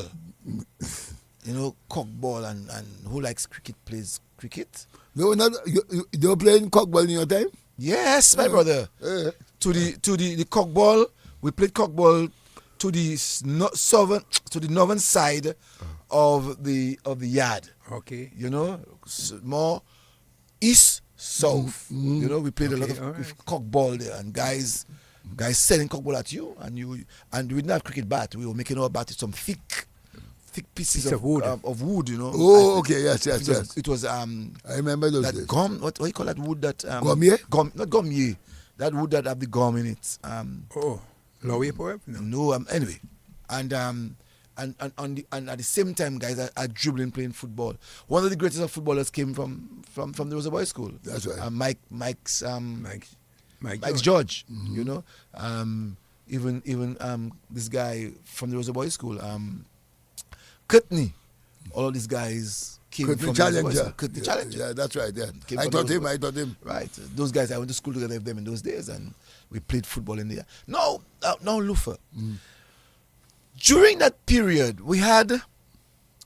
it was a phony period of the 70s, a bad period of the 70s, as some persons would say. And a lot of these boys came from Newtown. And we had Pocosio going to Roso Boys School at the time. Tell us about that. I didn't know that. You was in my class. I wouldn't know that as well. In your class, but you had guys who left Roso Boys School and went to the bush. You remember that? Oh, you mean the dreads? Yes. You remember that period? Help us on that one. I remember that. I wasn't so concerned about those. Let me tell you, it's not like now you have technology. I think things were changing and people were going to study. When they come back, they bring down the ideology and what have you, right? Well, it wasn't about ideology in those days, you know. I mean, you had guys in the Newtown area who were just bad. I don't use the word bad, but who found themselves going to the bush. And they were not farmers. They were not farmers. But new ideas, man. New ideas. New ideas, man. And Mr. Alufa, you can't remember those guys? I can't remember most of them. No, I can't. I wish. Probably you'll have to look for them. I wish some persons would call and help me on that one. Yes. You know. I can't remember those things. And I think if they would help me, that would be excellent, you know, for us. So well, quite a number of guys were leaving, you know, to go to the bush. Yes, in not those only time. from the primary school, the secondary school too. Yes. People like Ras Aimani, he went to the bush. Aimani told us that, yes. Yeah, he went there. You had fellas like the lawyer now. He went. His father used to be QC, Alling. Alling went to the bush too. Yes, the one who's the Peter lawyer. Allen. Peter Allen went to the bush. Yes, Peter Allen, yes. Quite a number of fellas went to the bush. Some of the trotters went in the bush. The system. The system was changing. Yeah. So some fellas from primary and secondary school found their way into the bush because Rastafarianism, Dreadism started getting its hold on the island. Revolutionary philosophy and ideas were taking place. No, Lufa, I asked you a question earlier on in terms of when your mother passed, did it affect you? You said you're not so sure. But, you know, later on in life, you were prominent teacher, well-known teacher, but people would have seen you very drunk in the city of Roso. Help us to get a better understanding of that. Very drunk. You mean I was entertaining myself? Then? I don't know about entertaining, but you would have been found swaying left, swaying right, going front, going back, from the influence of alcohol. Okay. So you mean because you're a teacher, you were not supposed to fraternize? Anyway, yeah, okay, Cecil, I agree with what you're saying to a certain extent, okay? There comes a time in a person's life. Okay, let me start. Let me go all the way back. Yes. Right, so maybe you'll get an idea. When we were going to school in Antiga, that's where it started, not in Dominica. I never started in Dominica. In Antiga, especially when we reached 4th and 5th form, right? We, the students, when it's a Friday, we used to go to a restaurant or to a bar in St. John's. We sit down. You see those things these guys have now. What they call them again? Like the small soca and those kind of what do you all call them? These liquor bottles, right? Yeah. In Antiga, they used to call them NIP, N-I-P. You call them a NIP. Right? You used to pay maybe $1.50 or something in those days for that. Right? So everybody would come and we would chip together and you buy a nip. Each one have one. You understand? We never buy a big bottle of rum. Okay? And we enjoy ourselves and so on. All right, so going back to your question. Yes, I used to be drinking. But Mr. Adam will tell you, first person at school on Monday morning is me though. How I do it, I don't know. You understand? But I didn't let that affect my education or the feeling I had for students. But I'll tell you one thing, though. I will tell you one thing, and I'll say it tonight to the public. Okay? Hurricane Maria taught me a lesson. You get what I mean? Hurricane Maria. I'm going to give it. Okay, before I go to Hurricane Maria, let me retract. There are many reasons why I stopped using alcohol.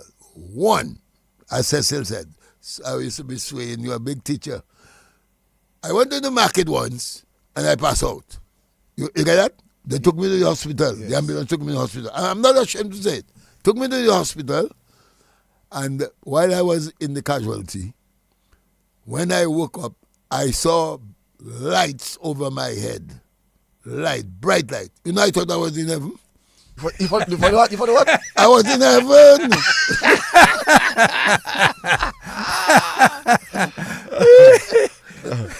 You were still drunk. You're still drunk. Yes.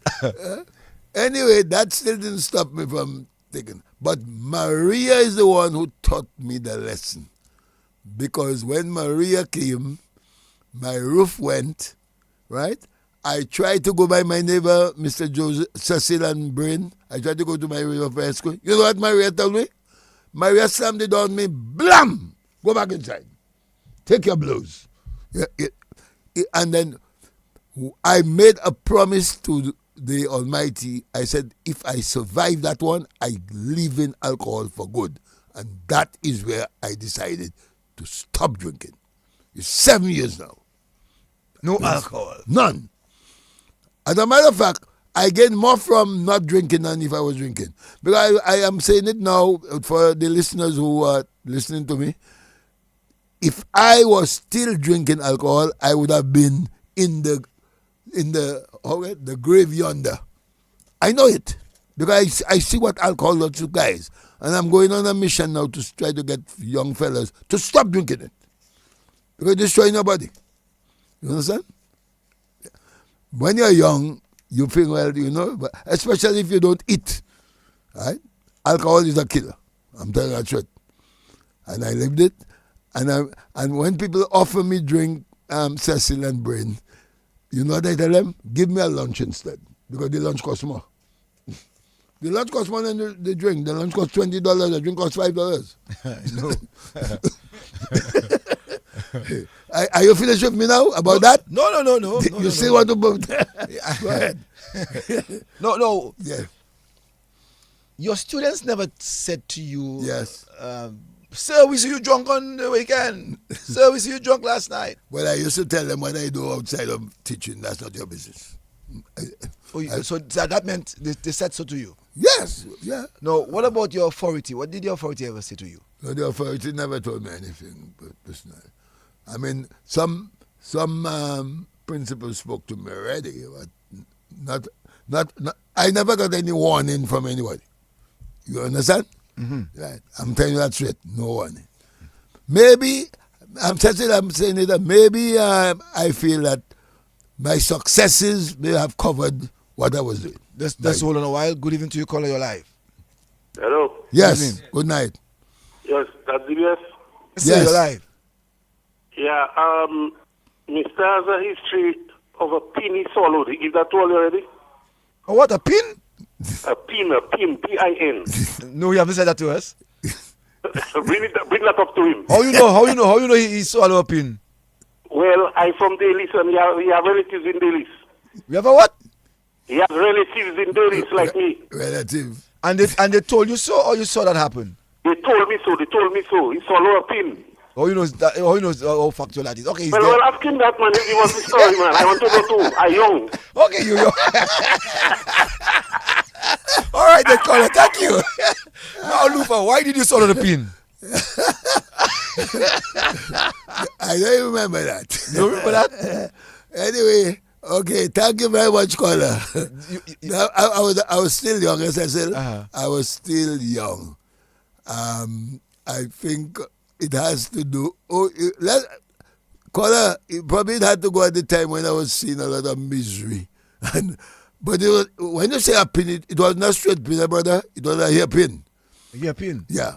Yes. And I end up in the hospital, and I can tell you who is the doctor who was monitoring me, Dr. Dorian Shillingford. May his soul rest in peace. They passed me on the X-ray. Dr. Dorian Shillingford? Yes, Dorian Shillingford. I was in Emory Ward. I remember. Dr. Dorian Shillingford. Yes. Dr. Shillingford. In King Dodiford Street. He said, I didn't know Dr. Yes. Dorian Shillingford, that's his name. No, but I don't think it's Dr. Yeah, someone has to correct words. I heard Lifford said something. I don't know how factual. Yeah. What? What's that? Dorian. That's his name. No, I'm saying about his he's name. dead. What? Did you say that he is? He's dead? No, I haven't said about that. Frightened. I said he was the one who was monitoring me at Emory Ward. Oh, okay. And I stayed there for a few days. Mm-hmm. Every now and then they would take me to the X-ray. Okay. And one day, Dr. Shillingford just told me go home. Wow. You know why? Cecil, I passed out the pin. Uh-huh. Yeah, in my stool. Yes. So he told me go home. But I don't remember that. Wow. Maybe, caller, the reason why maybe I swallowed it was out of frustration. Me say. Yeah. Anyway, thanks for reminding me. No, Lufa. Yes. So you taught for all of those years, you reached retirement age. Yes. Yeah. And before we go there, Cecil, we also would like the public to know that besides being a school teacher, that is very important, right? I'm also an active Roman Catholic, right? I'm assisting in my church as a reader, commentator, altar server, right? At St. Alphonsus Church. I also taught in adult education, that is important, for the past 13 years. And people would not know, but I'm telling it to you all tonight. I taught at the Dominica State Prison as a facilitator for 7 years. 7 long years at the Dominica State Prison. I studied in the young inmates, JSP, right? Junior Secondary Program, all right? And the juveniles. Right? There was sometimes I had 27 young men coming to me to be taught at the chapel. At the prison. Yeah, 27. Yeah. Okay. So, I've done my... Yes, go ahead, Cecil, now, the question now. So I was saying to you, Lufa, that you reached retirement stage, but you continued 17 years later. Yeah. Because you're 77. Why? Well, because... Okay, let's just go to the reason why I'm still at it. Maybe you won't ask me that question after next year. Let's go. When I left teaching in 2002, I decided to go and assist the students of the Roso Primary School, which formerly was the Roso Girls and the Roso Boys School, right? It was changed by Dame Mary Junior Charles co-ed because she's the one who built that school. Anyway, so when I left school, I decided every Friday to come and assist grade 6. That's my favorite class, grade 6. All right. So while I was there, right, something came up in 2015. You see how many years now? 2015, when Erica passed and destroyed the village of Petit Savan. And the children of Petit Savan had to come over because most of the parents were living in different communities, in Canefield, in Goodwill, all about the place. So to be central, they put them at Buffett State. So one of the Fridays when I went to Roso Primary, after I did my stint, I went across there and I asked the principal, "Sir, what can I do to help your students?" Right? So he told me, he took me to upstairs to grade 6, right? And he introduced me to the teacher and so on. And from there, I didn't go back to Roso Primary anymore because that school to me wanted more attention. So I stayed with them, and every week I would come and, give them some lectures on social studies. That year, the following year, which is 2016 now, the school did exceptionally well. The principal went up and spoke to Mr. Peter Seja. "Mr. Seja, good night, sir." And told him, "Mr. Seja, could you please try and get Mr. Martin to be attached to our school?" And that was it. Case closed. You understand? Mr. Seja agreed. So and they put me there as a monitor up to today. Francis Hilton says good night to you. He said that you taught him. Yes. At the Rosa Boys School. Mm-hmm. And that is amazing, Lufa, that in Antiga you were given that carte blanche. In Dominica, the authorities said that's the kind of teacher that we want. And then upon retirement, the teacher asked for you, a principal asked for you, and you were able to, and you're still there today. Yes. What joy do you have in teaching? Because I just love children, that's why. I like to see children get on. And you see, Cecil, if you go way back to after my mother died and I was in Mise, right? I always tell the children, you all have the opportunity now. I never had electricity. It's on the candle. I studied candle, right? Or the babalen and so on, right? But when you have a certain mindset, no matter how difficult the situation is, you will succeed. You understand? And that is what I want to put in the children's mind, right? That you can reach the top, but you must learn to work hard. It's hard work that brings success. You understand? Cecil, if I tell you something, and Mr. Adams, you wouldn't believe me. Since I know myself, I never copy on nobody. You know what I like to copy? Not that one. Yes. Listen, I'm going to give you a nice little story. When I was going to the academy school in Antiga, the principal used to give us 50 words to study every night from a textbook. 50. Next day, he gives us 5 out of the 50. If you get less than 4, he brings you to his office and give you 2 strokes. I take my strokes, right? Boys used to write the words. Listen to me, Cecil. Boys used to write the words all on their lap, on their hand. Hello? Just hold on, caller. Just hold on, caller. Hold on. Go ahead. Right. Boys used to write the words for them not to get blows on their lap, on their hand. For them to get. I take my blows. Let's go to the telephone now. Good evening to you, caller. Good evening. Hi, good evening, good evening. That's Vado. gentlemen. Vado. Yes, sir. Yes. Yes, I'm listening. Yeah, that's good. I'm That's. listening to you. I know. I know. And you have me cracking up. You it's all right. I remember your father, the shoemaker. Yes, I know. But again, thank you, Sir Lufa. I said loud and clear Okay. for helping me with my grandchildren when they came to Dominica. Thank you very much. Thank you. Okay, because if it wasn't for you, I'd send them back for their mother.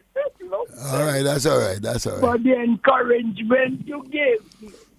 And you told me and you had them under your care.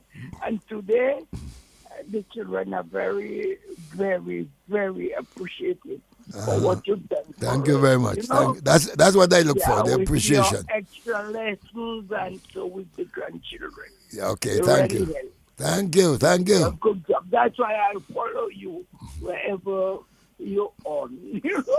All right. Thank you, Vado. Thank you. Okay. All right, good night. You're welcome. And I'm listening to you and I'm just cracking up. Okay. Okay, take care of yourself. All right. Right. Yes, you too. Bye. Thank you. Lufa. Yes, sir. It is strange. I do not know that. I don't know if it's my mother who told my sister that. Mm-hmm. But my sister says to me, Cecil Joseph, do you know that? Sorry, Cecil Joseph, do you know the Mr. Lufa is your godfather? I didn't know that. I didn't know that. Have you, you have not mentioned it. I But didn't- I just- can't just remember didn't know that. I didn't know that. I didn't know. I didn't know that. Well, hold on. I'll tell you. I don't know. I don't know. Well, it doesn't matter. Hold on, let's go, hold on, Lufa. Let's go to the telephone quickly. Good evening. Yes, good evening, Cecil and Yes. you and Luther. I have a question to Mr. Luther. Yes. Are you hearing me well? I'm hearing you. Go Yeah, we're ahead. hearing you. Good. The question is, Teacher Luther. Do you tell your students education is the key to success? Yes. You tell them that? Yes. Just like that? Well, it's part of their learning. Education is the key to success, of course. So why are so many people who are educated unsuccessful? Well, you have to go and ask them that. No, well, you're telling the students that with education they're successful. No, they're not successful. It's the key to be successful. So if you have the key to be successful, then why am I not successful? Because you don't want to do what you're supposed to do. Well, let me answer. Okay, let Mr. Adams answer. Let me answer you. I have an answer. Hang on. I have an answer to the question. Yes, Go go ahead. ahead. That's the next question. Ben, go ahead. No, I have my answer to that particular question. Okay, go ahead. Tell us. Tell us. Now, that particular question is a marketing tool, a way of marketing the educational institution and the financial institution. Right? If you look at it from a practical standpoint, Yeah. they're telling you, get an education and you will be successful. Just like that. But the way I frame it in my mindset is, listen carefully now. Yeah. We are all learning from each other. I'm an educator also. Okay. Yes, sir. I like to say that the key to success is gaining an education that individual can use to become successful, Okay. to make yourself successful. That means that you gain the education and you go out there and burst your bam to become successful. Now, with that first statement, education is the key to success. The people who are becoming successful on the front line, on the front end, are the educational institutions because they are getting your money, and the financial institutions, they are putting you in debt.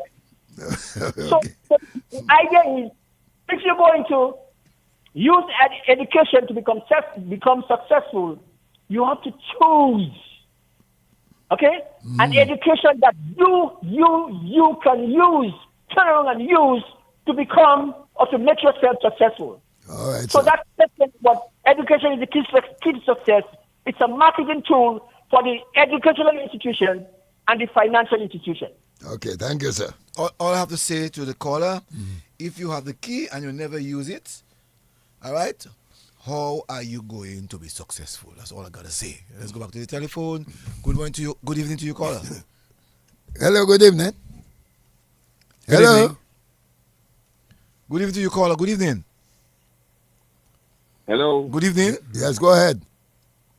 Yeah, good evening. This is Jolo. I couldn't help but call. Oh, my brother. Jolo, oh yeah, you're still alive, man. I couldn't help but call when I heard the caller ask the great and dedicated, committed teacher, Mr. Luther Martin, whether he sells education as the key. I want to say that there's no one key for success. Okay, But good. education, based on the direction that the individual wants to go, could be tremendous in assisting that person get there. However, that individual has to know what it is he or she wants to accomplish. And then be willing to do the WORK. Success won't be achieved, however you define it, without work. Hard work. Case, Yeah. absolutely. In my case, my mother encouraged us to see education as the foundation. No, you can build a foundation, but that's not a house. You still have to know the kind of house you want. So, Lufa, I just want to say, keep doing your thing. Appreciate you. Thank you. Thank you. Thank you, sir. Yeah, I like that, you know. Yeah. That last caller there, you know. Yeah. The thing about it, Go ahead, Mr. Adams. you must apply yourself. Yes. Education is the tools. But you can have the tools at your home as a carpenter and you don't use the tools. You'll never make a cabinet. You'll never make a cabinet. Correct. So it's the application. Yes. Now, you have to be multifunctional. What does that mean? Is that you must be flexible. For instance, if you have the education and you may not be able to get a job, you must be able to use other means. You must motivate yourself. So if you're trained in a particular field, that doesn't mean you cannot adjust to another field. So you have to always be upgrading. So education is a lifelong process. So you never stop learning. And if you stop applying the education that you have to be able to do things for yourself, then the education becomes a waste. Good evening to you, caller. Yes, I have to call back. Wow. And I have to agree with Brain, and I agree with the last caller. You see, it's about you. It's not about anybody else. It's not about the state college. It's not about the university. It's not about the financial institution who's going to give you a loan. It's about you. So you attain the education in whatever field of study you want to pursue, but you have to get out there and put your shoulders to the wheel to become successful. That's what I'm saying. Thank you. I'm listening. Okay, thank you. Thank you, caller. Thank you. Thank you very much. Thank you very much. He a former man in the Navy, but he's also now applying the rooftop technology that he's growing his vegetables on his roof, which is a unique thing because not many persons grow things on the roof of their homes and still make an income. But he's adapted at agriculture in a new form where you can use your space and doing very well economically. So I understand where he's coming from. Yes. No, Lufa. Yes, Brother Cecil. In all of what you have done, Yes. what are the rewards given to you? Oh boy. You mean nationally or what would I like to? The question is, what are the rewards given to you? Whether it's nationally, locally. Well, when I look around In your- Cecil, around the communities and so on, and to see the children or the students have taught what they have become in life: nurses, teachers, doctors, police officers, fire officers, civil servants, right?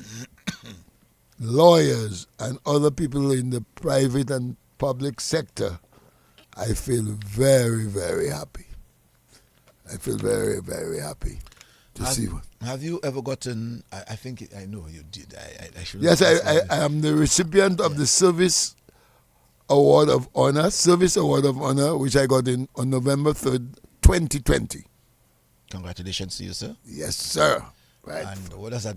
When you received that on that day, how you felt? Did you feel that you reached there? Very elated. Very elated. But I have a comment to make on that. Yes. Yes. I mean, I'm not criticizing anybody. I have a comment to make. It was given to me during the time of the COVID, so there was not too much interaction. Mm-hmm. You understand? Yes. You remember? For example, when nowadays when you go to how you call it? So you received it at the palace. Yes. But what I'm trying to say, Cecil, there was not too much interaction among us because of the COVID. You had to take your honor and take probably hold on a while, probably a bottle of water and go about your business. Because, you understand? Yes. Compared to now. Okay. I was looking for a more grandeur celebration. Well, you as you know, it was COVID, so you could I know. looked for that. But I mean, what I fair said to the system. What- If there was grandeur, what- the public would have criticized and said, we know that there is COVID, and see what you mean. Hold on. Let's hold on. Let's go to the telephone quickly. Yes. Good evening. Hello, good night. I want to say, Brent, thanks for the ad. Thanks for the Brain has to pay me, you know. Brain has to pay DBS Radio. Brain, you have to pay DBS Radio. Remember that. Thank you. I'm talking quickly. Now, the mindset is focused on, okay, you get your education, you have your degree, you go in and look for a job. There's something called self-employment. You have the information, you have the data. Use the data if somebody can hire you. Create your own employment because you have the information. The degree says that you have the information. You don't have the experience, I understand that. But at least you have the information. The degree you have says you have that. Create your own job with the information you've attained. That's another option. In not getting somebody to hire you. Okay? Create your own job. Thank you. Thank you, sir. No, Lufa. Yes. You were never approached to go out of town to teach? No. And I feel I am saying it tonight. I am one of the very few teachers, listen to that well, who have taught at only one school. And I'm not including Roso Primary, because Roso Primary came from Roso Girls and Roso Boys. But all my years of teaching, I've been at the Roso Boys School or the Roso Primary School. I've never taught out of. I've done one or two. Oh, Cecil, I forgot to tell you. I do one or two little stints. I did something at SMP for I think about 2 or 3 months because the teacher was on sick leave, right? I also went to Goodwill School and gave a class, a lesson or two. When Mr. Coppell was at Newtown, good evening, Mr. Coppell. I used to also go and assist. Not only Roso Primary, and Petit Savan, right? I go to different schools and give my talent because that is what I have to offer. Okay? No, some people, some people are very inquisitive. Mm-hmm. So they're asking me to ask you whether Mr. Martin ever got married. I know that he has. I know one son of yours, that's Michael Martin. I do not know if you have any more children to help us to understand that. I have 2. God bless me with 2 boys. One is a pastor. When I say a pastor, not Pastor Rooney. He's a preacher. He lives in Connecticut. His name is Luther Martin Jr. He's married.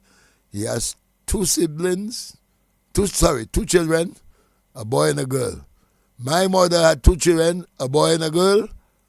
He has 2, a boy and a girl. I have 2 boys. My sister have 2, a boy and a girl. We go by 2s. So, is that the same guy that used to be the salesman in Dominica? That's right. Okay. By Brisbane, I think Yes, it was. by Brisbane, yes. And you also work at the forestry. Yes. Forestry Well, division. he was just like Luther Martin, Senior. Exactly. That's why. And, Okay, hold on. Cecil, the person who asked you that question, why didn't I never get married? yes. There's a thing they call once bitten, twice shy. Once bitten, twice shy. You learn that at school. Yeah? The proverb that said so. I was bitten once, and I'm not going to be bitten again. You understand? Take your time, brother. Once I bitten, want to understand twice that. shy. Twice shy. The public wants to understand that. Take your time. Hold it. Take your time. That's a philosopher saying. Once beaten, twice shy. That means you have to So be if twice you pass in fire, one time, you can't go in fire twice. tell us, Martin. So Martin, are you saying to us that you got a go well? I wouldn't call it a group well, as you trying to say. I would say an enormous well. That could have been the cause of the alcohol. No, it had nothing to do with that. Okay, all right, that's very clear. No. That means plenty. It had nothing to do with that. But It's just that the person. I will not mention the person name. The person now has been deceased. All right. I was about to ask you if the person is alive. You know. No. Let Let me tell you, brother. She's dead. Tell us who she is. Yeah, no. The problem is my brother, right? The person broke my heart. You understand? Is it any of your children's mother? Broke your heart. I like the way you said it. Lufa, is it Mikey's mother? No. Is it Junior's No, mother? no, we don't know. No, leave that alone, Gasa. You're too much. The person, someone's going to call and tell us who's that. We'll leave it to you, call and tell us who's that. Mr. And who's Vadu? Sir, Yes. sir, Yes. that's the joke you gave me last week. Enormous. You remember you gave me a joke of that goat well that you had, and they stood you up. So Vadu, You remember Vadu. when we rode home together last week? I know. From feeding the less fortunate. I know. Vadu, Vadu, you I like feel story. that it's the one written twice. Twice shy. Vadu, Twice shy. Vadu. Vadu. Yes, Is it Vadu? Did he take the opportunity to disclose. divulge or to disclose any information to you as to who the person is? No, and that go barely get there, and he was stood up, not in Dominica that happened, you know. We go leave that there, Mr. Salufa. Thank you very much. That is why you were once bitten twice. All right, thank you. So Lufa, Yes. a ticket was bought for you to come to the United States, and you went there, and the person didn't show in the airport, or what? You see, in life, you have to be strong, eh? You have to be strong. And let me tell you something. In life, I always say, listen to me, Cecil, you're how call it, you're married or whatever status you have. Listen to me well. I'm going to say it tonight for those of people who say they have never fallen by the wayside. What I say? You love somebody, no problem. Always, I'm going to use it, I'll repeat it. Always give the person 99% of your love. Leave 1% for disappointment. If you give all your love, fini bad. Let's go back to you. Let's see that person help me. Good evening. Good evening. Hello, good night. Let me tell you, man, give you for a little bit, man. What's up? I get a Chicago. Chicago, I don't get that. Man, work it out. the man finally out of it, please. Leave the man alone. I agree with you, Chicago. Chicago. I agree with you, Chicago. Chicago wants to know the person too. Chicago. Don't make the man unbury the hatchet. No, but you unbury hatchet there. According to someone, that's part of the interview. Boy. Someone tell me, Cecil, that is not inquisitive. But Cecil, it's not inquisitive. That's part of his life story. Yeah. I will probe. He said he got a lash. I will probe. He got a lash. I will probe. And the lash is hard. Martin. Yes, sir. The person is deceased. Is it a Dominican? That's how the chapter is closed. I agree with you, Lupa. Is the person Dominican? Is the person Dominican? I don't know. Keep the book Was closed. that couple in Dominica? Chapter closed. Was that couple happened in Dominica? I don't know. You mean that was that massive? Massive. It was that massive? Massive. Okay.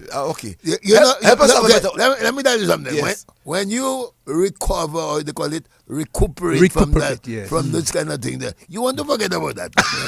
Yeah, I agree with you. Life must go on. Don't forget about that. I just gave you the answer, I'm Cecil. 99% for the person, 1% for you. If you don't hold 1%, crap or smoke your pipe. So Princess said I concur. I concur. Yeah, man. Princess said I concur. Yeah. So hold 0.09% for yourself. Of course. I agree with you. Yeah. That was a You lash. first said that history. By the way, Teacher Luther. Yes, sir. By the way, Teacher Luther, if you should be approached again for marriage, why not? Let me just give you this statement that I give everybody. The woman I'm going to get married to, her mother have not yet been born. I agree. You close your book. Much less for the mother to die. The mother is not born yet, much less for to die. But I agree with you, teacher. Let me ask him a question. Hold on. I'm probing. So how long ago that happened? I don't know. you will not get any answer. Lufa, watch me in the camera. Watch straight in the camera. And tell the Dominican public you do not know. I don't know. We're not watching. I don't know. Why you want me to go back in the past? The past has passed already. No, the past is history. I know. Well, history has passed. It helps to solidify our future. Okay, hold on, Cecil. I'm going to ask you something. Yeah. Listen to what I'm going to ask you. Yes. So it goes back to the same thing I just told you. What did Christ said to his disciples concerning Judas? Tell me. What did Christ say to the disciples concerning Judas? That he was going to betray him? No, what did he tell them? So it goes back to the same thing I'm telling you. The one who is going to betray me is better he had never been born. So it go back to the same thing I tell you. Boy. Well said, Teach, boy. So the person who had betrayed Lufa should have never been born. I agree with you, brother. Lufa said the person who has betrayed him should never have been born. That's the lash again. That is humongous, Gopal. Humongous. Yeah, you said it right, brother. Boy. I agree with you. How long it took you to be back to normal? I'm normal now. I'm normal. I got over it. How long it took you to get over it? I can't remember. Take it. 1 year? What I did, I just prayed to the Almighty and everything came back. And so that's when you became a deacon of the church then? Well, you can say that. I agree with you, man. But Teacher, I agree with you. Yes, my brother. You can laugh to man sometimes. It's good, man. Let's I agree with my brother, boy. The one who betrayed me has not yet been born. Good evening, caller. Should never be born. Good evening, caller. Hello. Yes, Good evening, yeah. Yes, sir. Yes. When you left Roso Mixed School to go to Roso Girls School, tell us about that. Tell about how you enjoyed this time when you left Roso Mixed School to go to Girls School that day. When I left Roso Mixed School to Roso Boys School? When you matched from Roso Mixed School to the Roso Girls School. When I matched? Which match? The day when you entered Roso school, when you left the school, Oh. 1956. What is saying there? In what year? 1956? 1956? Yeah. That's a long time ago. I can remember that. You remember that? You remember Mr. Schilling for that big bell? Oh, you're talking about Mrs. about Chillingford. Yeah. But that's a long time ago. How I going to remember that?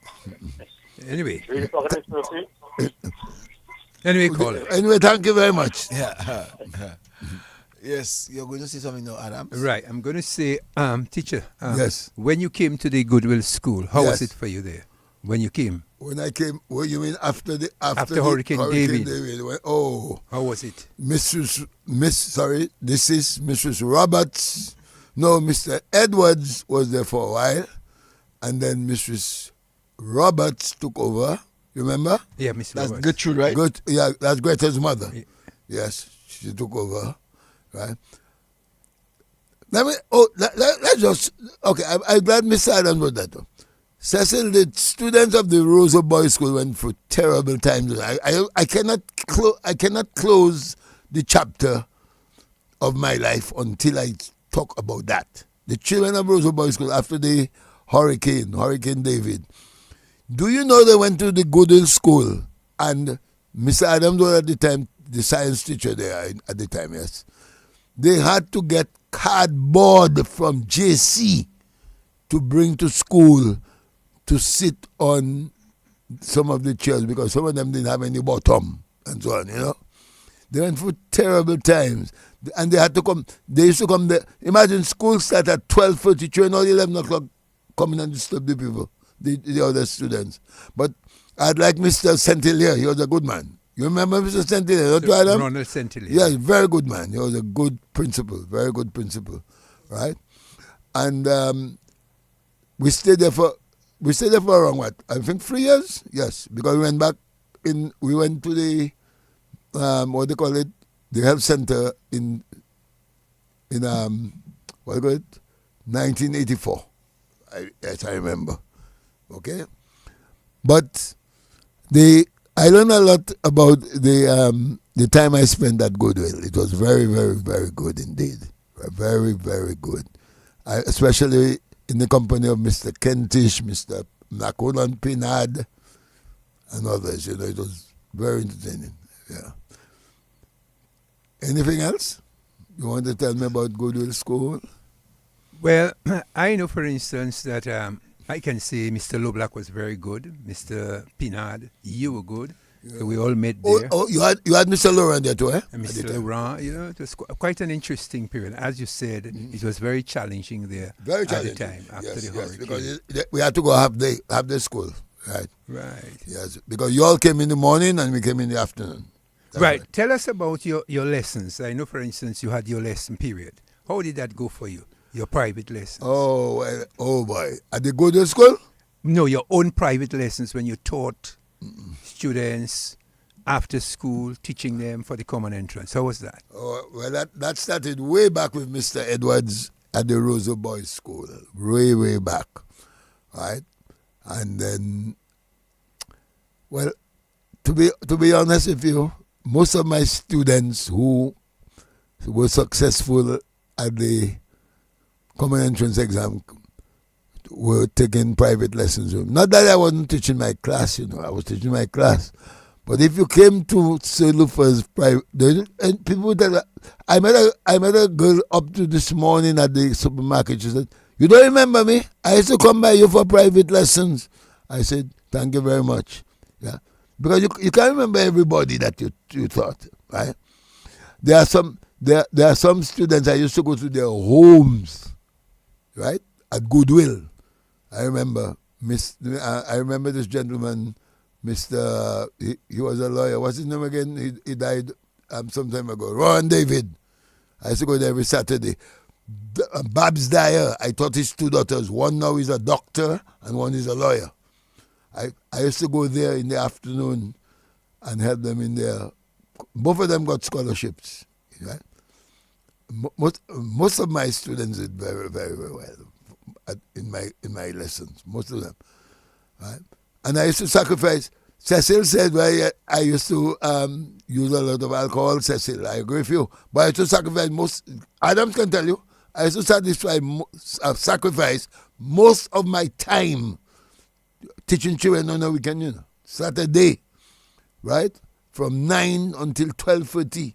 I used to go for a child from Girodel. She lives at Girodel.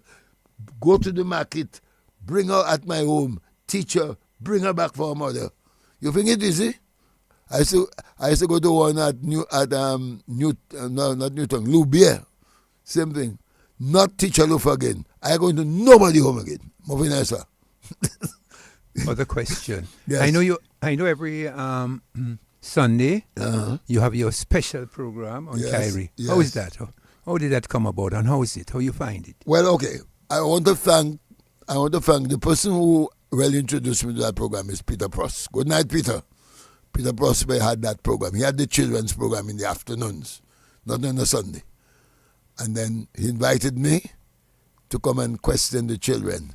And he was so impressive with the questioning I was doing. He just leave the program for me. Because we used to have it 5 days a week, Monday to Friday. It was sponsored by this We don't say the sponsor. We don't just say the sponsors. Okay, all right, sorry. Anyway, we used to have it 5 days a week, right? And then we went down to on Sundays and so on, right? A lot of the students, and Mr. Adams know that, who are now going to high school, a lot of them I know, right, came from my program, right? The kids club or the Sundays program, because they are the ones who used to answer the questions all the time, right? So it's a very, very, very interesting program. For example, Cecil, I'm going to give an easy one. Today, a student answered a question, and he told me, I asked him, where do you live? Roso. But I'm a kind of person, when you give me an answer, I ask you a subsequent question. Spell Roso for me. You know what he told me? Roseau. I said, that is not correct. I tell him, try again. Roseau. I said, boy, you're going to school. Your teacher never taught you capitalization. Roso is a city. It cannot spell with Roseau. It's capital R. You see simple thing like that? Simple thing like that, you don't know. Right? So, Miss Adams, you can see I'm still in the mood of knowledge. Let's go back to the telephone. Good evening to you, caller. You're live.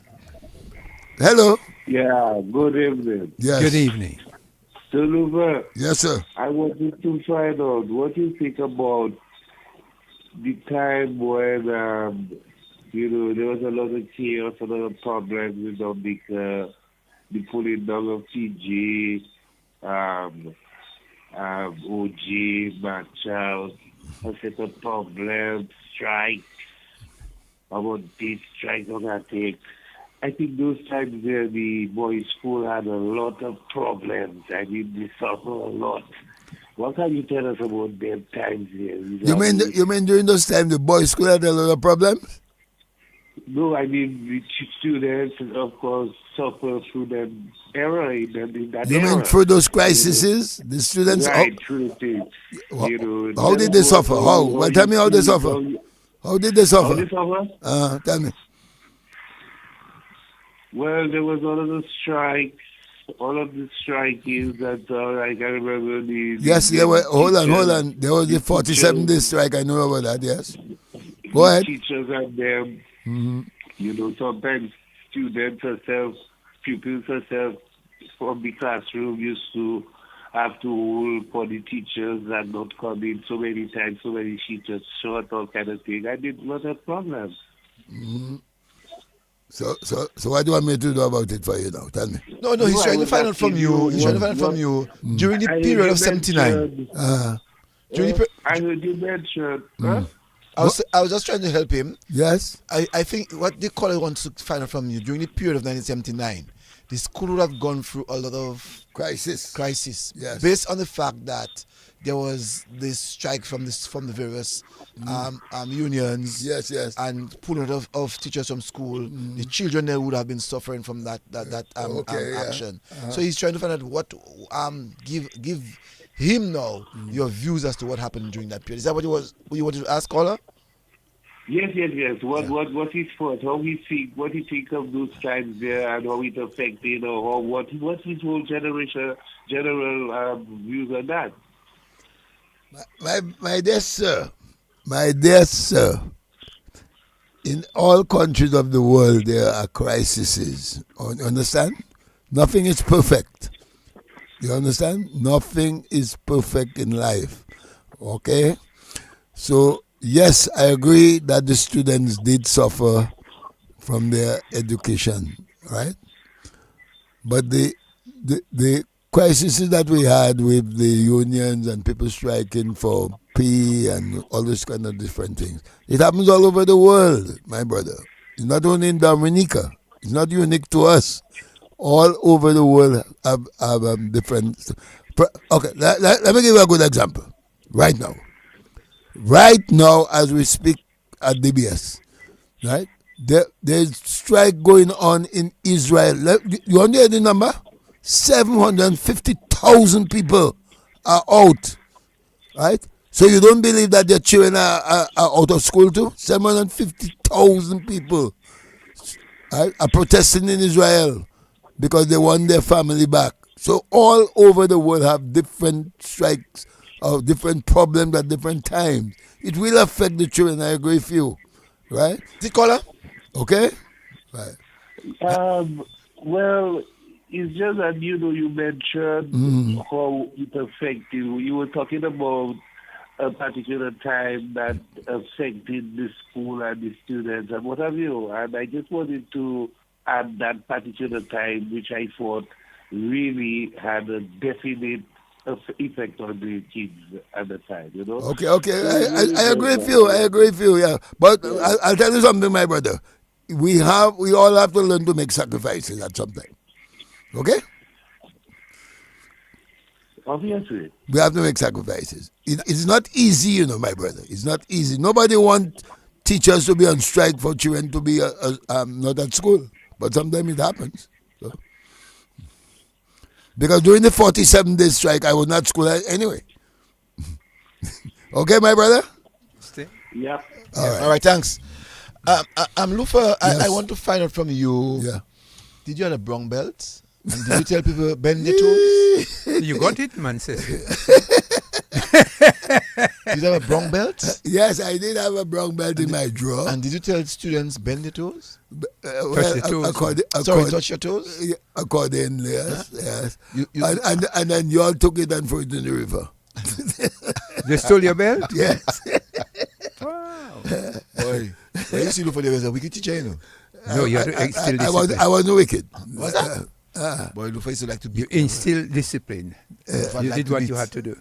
Oh yes, okay. Let's put it that way. I rather that language. You instill discipline in us. Okay, Cecil. Yes. Mr. I don't hate to say Cecil. Anyway, Cecil. There's a boy. Let me give you a joke. A fella met me over the weekend. I think on Saturday. He told me, "Sir, buy me a malt now. You give me so much blues in school." Hold on. You know what I tell him? I didn't give you enough blues. Because if I'd give you enough blues, you wouldn't come and ask me for malt. That's a good answer. That's a good answer. Yeah, I like that answer. That means you have been in office, you've been somewhere working. Right. Let me ask you another question. How many principals did you work with? Wow. Oh, my. Yeah, let's see. First, Miss Shack Linton. After Miss Shack, we went to Mr. Egbert Edwards. Then, after Mr. Edwards, we had Mrs. Roberts. That's Gertrude Roberts. Merrill. Matthew. Then we had Miss Georgiana, what's her name? Liebird. Yes. She worked with us for a short while. Then we had Miss Charles, Manly Charles' wife. Mm-hmm. You know, she suffered a minor stroke. Oh, I'm sorry to hear that. She's in hospital now? I don't know whether she has left. Then, Miss Charles. Then you had Isa Lintit. You know Miss Tit? Yes, I used to link from All right. Eggleston area. Then, unfortunately, Miss Tit left. Then we had Mr. Merrill. Not Merrill, sorry. What's his name? The Bijan. What's his name again? Tyrone Noville. Tyrone Noville, right. Then you had Miss Hill, Sonia Hill, and that was the last one. So let me see. 9. Missy. That's a long span, boy. 9 principles in your time. Yes. That's a long. That's a long. Oh, and right now I have Miss Yvette Stout. And which one you enjoyed working with? Right now? To be Who honest enjoyed- with I said which one who you enjoyed working of the with? 10, which one you enjoyed you working mean retirement or no? No, all your 9 All- principles. All my life? All your 9 principles. Who you enjoyed working with? Mr. Edwards. Froggy boys here? Yeah. That's my partner. Wow. You know why? Okay, I'll tell you, Cecil. I'm glad you asked that question. But if you are telling me overall, I will tell you Miss Yvette. But Mr. Edwards, I don't know if you remember Cecil, was accused, right? Oh, yes. Accused of for drugs. Drugs. Yes. Saying that he Bringing was marijuana from in the Jamaica. Yes. And that is not true. Yes. I stood by the man. All of us stood by him. He cried. Because a parcel came in, it did not mark Mr. Egbert Edwards or Mr. Cecil. It marked Roso Boys School. So it could be anybody, right? But however, being the principal, he went and collected, and that's the thing. Right? But when you're honest, the authorities didn't do anything. They couldn't arrest the man because his name was not on the parcel. It marked Roso Boys School. I remember that very well. And I don't care what you think. What you Go on. I don't care what anybody think. The Edward, the Mr. Edward Froggy that I know would not be involved in any racketeer. Thank you very much. Thank you. In anything that would bring down his yes. good name or his good Christian name. That's right. You know? Yeah. He was a disciplinarian. Yes. Every word that he gave you, he said to you, he meant it. That's right. Honest man. And Mr. Joseph, Cecil, another thing again, I don't know if it would happen today, but if you know somebody, you work with them, you're supposed to stand by them. Yes. And that is where, and Mr. Adams had been a principal, you cannot just let the principal go to ashes. That's not making sense. You know the guy, you work with him, right? He's accused of something that you know is wrong. Let's stand up by the man. Let's go to the telephone. Good evening. Good evening. Hello, good night. Hey, Cecil, what's up? I'm fine, man. I'm Sir Lufa, I know him very well. My Cecil, partner. I totally agree with Mr. Lufa, and I totally agree with you. I stand by that man from day one when I heard about that. And I know, if I know Foggy well, he was never involved. However that thing come up, I say it was a fait accompli. But thank you very much. I'm listening. Thank you. Thank you, Peter Pross. And that is true. I mean, if anyone knows Sir Edwards, the Froggy, we know.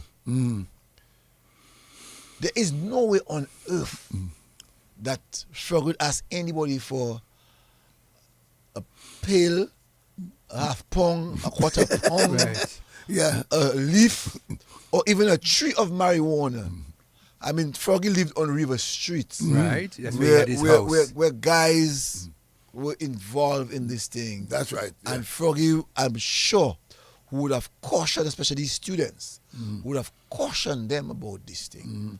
And for someone to have done that, I don't think that person in life, if he or she is still alive, would have rewarded or got anything from this thing. Right.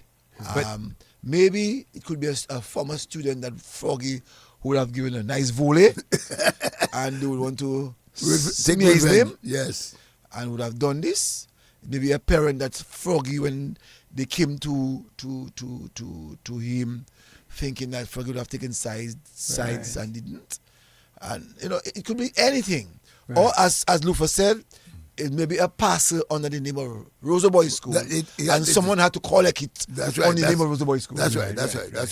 Yeah. So it came to Roso Boys School. So the pink paper would go to the principal, who is the overall head of this. That's right. And one of the guys who came here on our show was one of the guys who had to do the investigation, Evans John. Evans John, yes. And he did indicate that he never supported that because he knew the man. Yes. The man is from his community of Coliho. Yes, from Coliho. Right, and the man would stand. But you know he was transferred. Yes. He was transferred to Girondel. Yes. And during the time of a certain political party, they told me that I myself was transferred from the Goodwill School, and I met Froggy as principal in Girondel. Was Mr.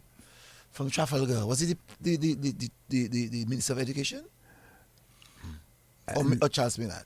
I think it was Charles Maynard. It was Charles Maynard. Charles Maynard, yes. He was the principal. Was the Minister of Education. But But Froggy was transferred to Girondel as the principal, where he retired. That's where he so retired. I met him in Girondel, and I had a wonderful time with And him. Froggy didn't make that bother him, you know. No. His wife was transferred there as well, but she Yes. didn't go. Yes. But I met him, and we had a wonderful time in Girondel myself. I mean, Froggy was a darling of a man. They were very strict. You know? And he carried the belt from Roso Boys School.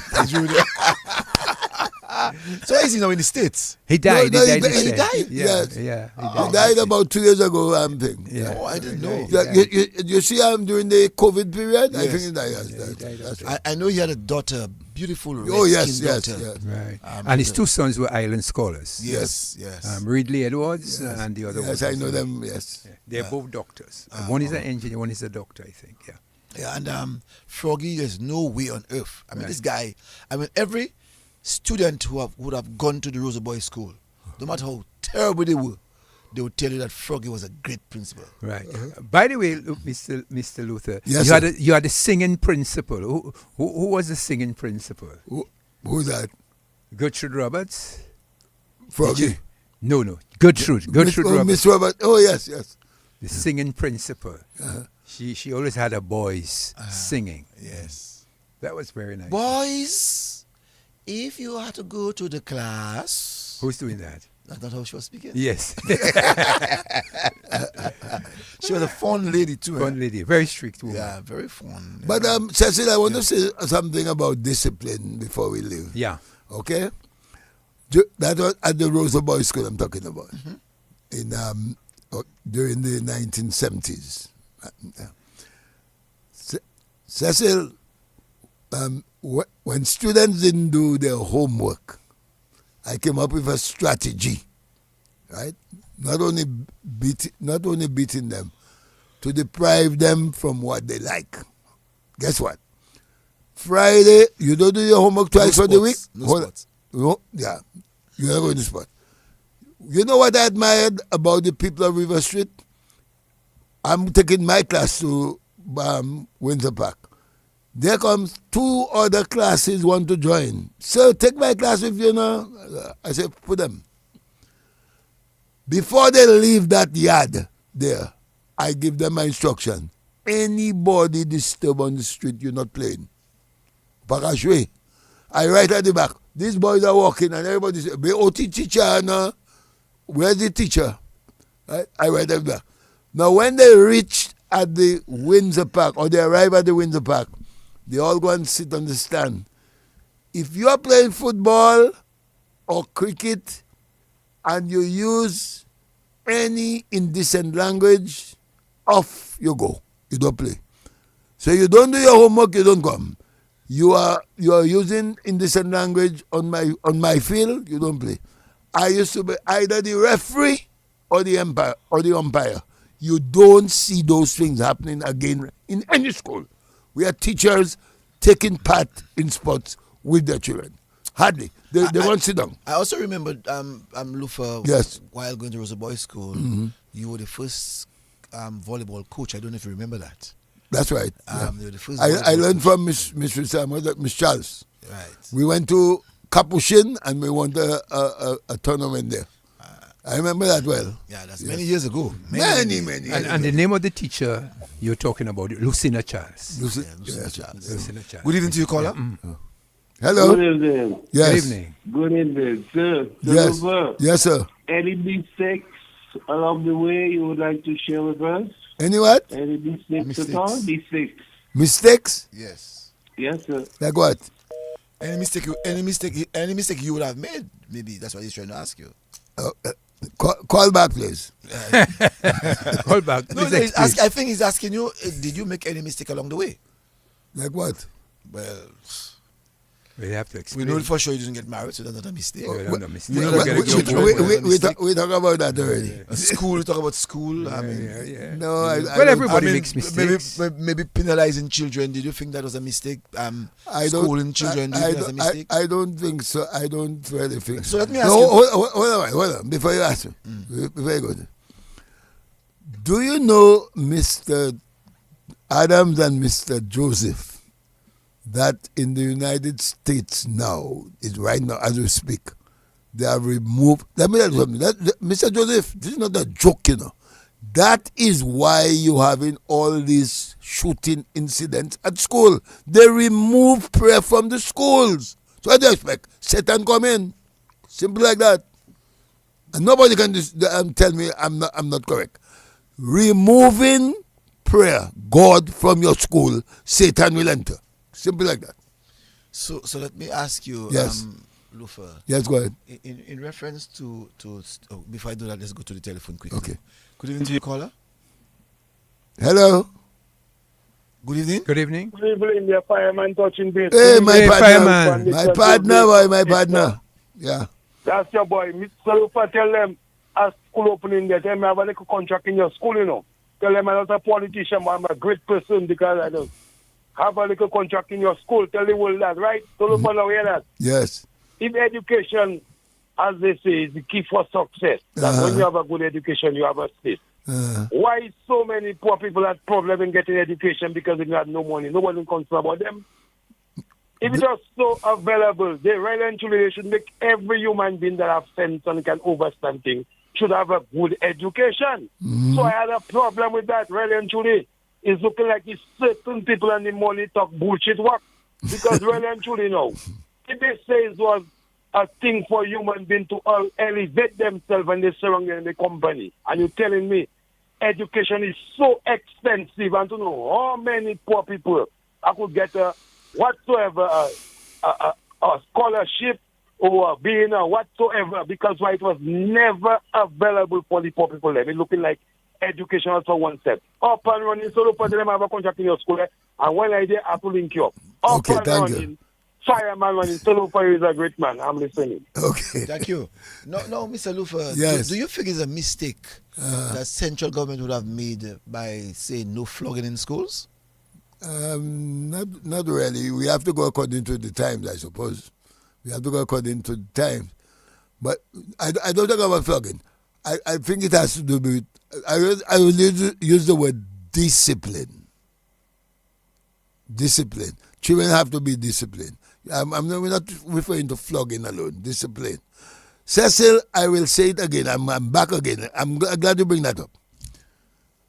There was, when I was at the Roso Primary School, listen to that one, Roso Primary, some years ago, before I retired, I gave assignment to students. When they come in the morning, they're supposed to put their books on my desk. I don't correct the books immediately. After I have taught my lessons and so on, when I give them work to do, I will correct the book. Do you know I don't give them the book until it is 3:30? When you're ready to go, John, once you don't hear your name, it means that you have to stay in after school and do the homework. Listen to this, Mr. Cecil, and the lady may be hearing me. Her son did not do his homework. I kept him after school until 5 o'clock. She came the next day and she told Miss Hill, who gave teacher Lufa permission to hold my child after school. Miss Hill gave me the number. I told her, you don't want me to hold him after school, right? You will have to teach him yourself. Do you know, Cecil, that same boy I held after school to do homework, he got a scholarship. The lady yet to come and tell me thank you. You see, that life. She never came and tell me thank you. And the same boy, I didn't beat him, you know. I kept him after school to do work for him himself. That is how some people are. That's a form of discipline. I hope it's your punishment, if you want to call it. Right? to do your homework because you didn't do it when you were told to do it. Yeah, there was a question. Go ahead, Mr. Adam. There's a question you asked. Before you go to the question, someone on the telephone line. Go ahead. Into your caller. Hello. Hello? Hello, Yes, good evening. Go ahead. Trying to get in program. Yeah, you're Yes. on your live. You're on. Okay, yes. I just wanted to ask Teacher Lufa to give me his views as to the demise of the GSP program in relation to our boys now at school and what's happening in terms of the dearth of young people involved in the technical field and the shortages of all the plumbers and carpenters and so forth. Was this a mistake, and how we'd like to comment on that, to comment on the GSP program? Okay, yes. Nice question, caller. And we have Mr. Adams there too, who will also make a comment or two. Yes, I think it was a mistake in the early times to leave out the GSP. Because right now as we speak, the schools that we are building now, they are going to be technical vocational components in them. The grammar school going to be one, and the good school going to be one. The whole world today, my friend, has fallen into technical education. That's what it is now, right? It's no more about just academics. I have always said that. And even the CXC registrar last week said one of the components that the children have to do for the exam have to be a skill-oriented subject. He said so. You must have it. To get the certificate, you must have a skill. Mr. Adam, what your view on that? Right. The GSP was a very good program. In fact, I headed the GSP in Maho. We had students coming from Massac, Campbell, Warner, and the surrounding areas. But this, as you said, Mr. Luther, the components now being attached to secondary schools in terms of what we call TVET, Technical and Vocational Education, and the Goodwill School, the new secondary school, will be a center of excellence for technical and vocational education. There are components of TVET at the high schools, especially the grammar school. So certain components have been added on. And Lufa is also correct when he said that the CXC person was talk about you must have a skill if you're supposed to graduate from secondary school. So these are very important aspects that, skills are very important in terms of the needs that the country need. A developing country like Dominica need as much skill-oriented people as it can find. Okay. You had a question that you're going to ask. Yes, you did ask me a question, Mr. Yeah. Mr. Lufa, the question I would like to ask you, before I ask you, in terms of the discipline, flogging has not been taken out, Teachers can still flog. Yeah. But permission has to be given by the principal yes. to do the flogging, and it has to be documented. So flogging is still there. But the principal is the one who administers the permission to a teacher or teachers to be. So that has not been taken out. One of the things that I find in the United States is the violence, gun violence at school. Last week it had in, I think in Georgia. Yes. We have a 14-year-old. A 14-year-old killed some 4 people. Two teachers and two students. Right, and we had one where in a particular secondary school, I will not call its name, where a student was shot or killed in school.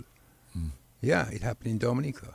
So when you see those trends that are occurring in these developing countries, people may tend to copy them.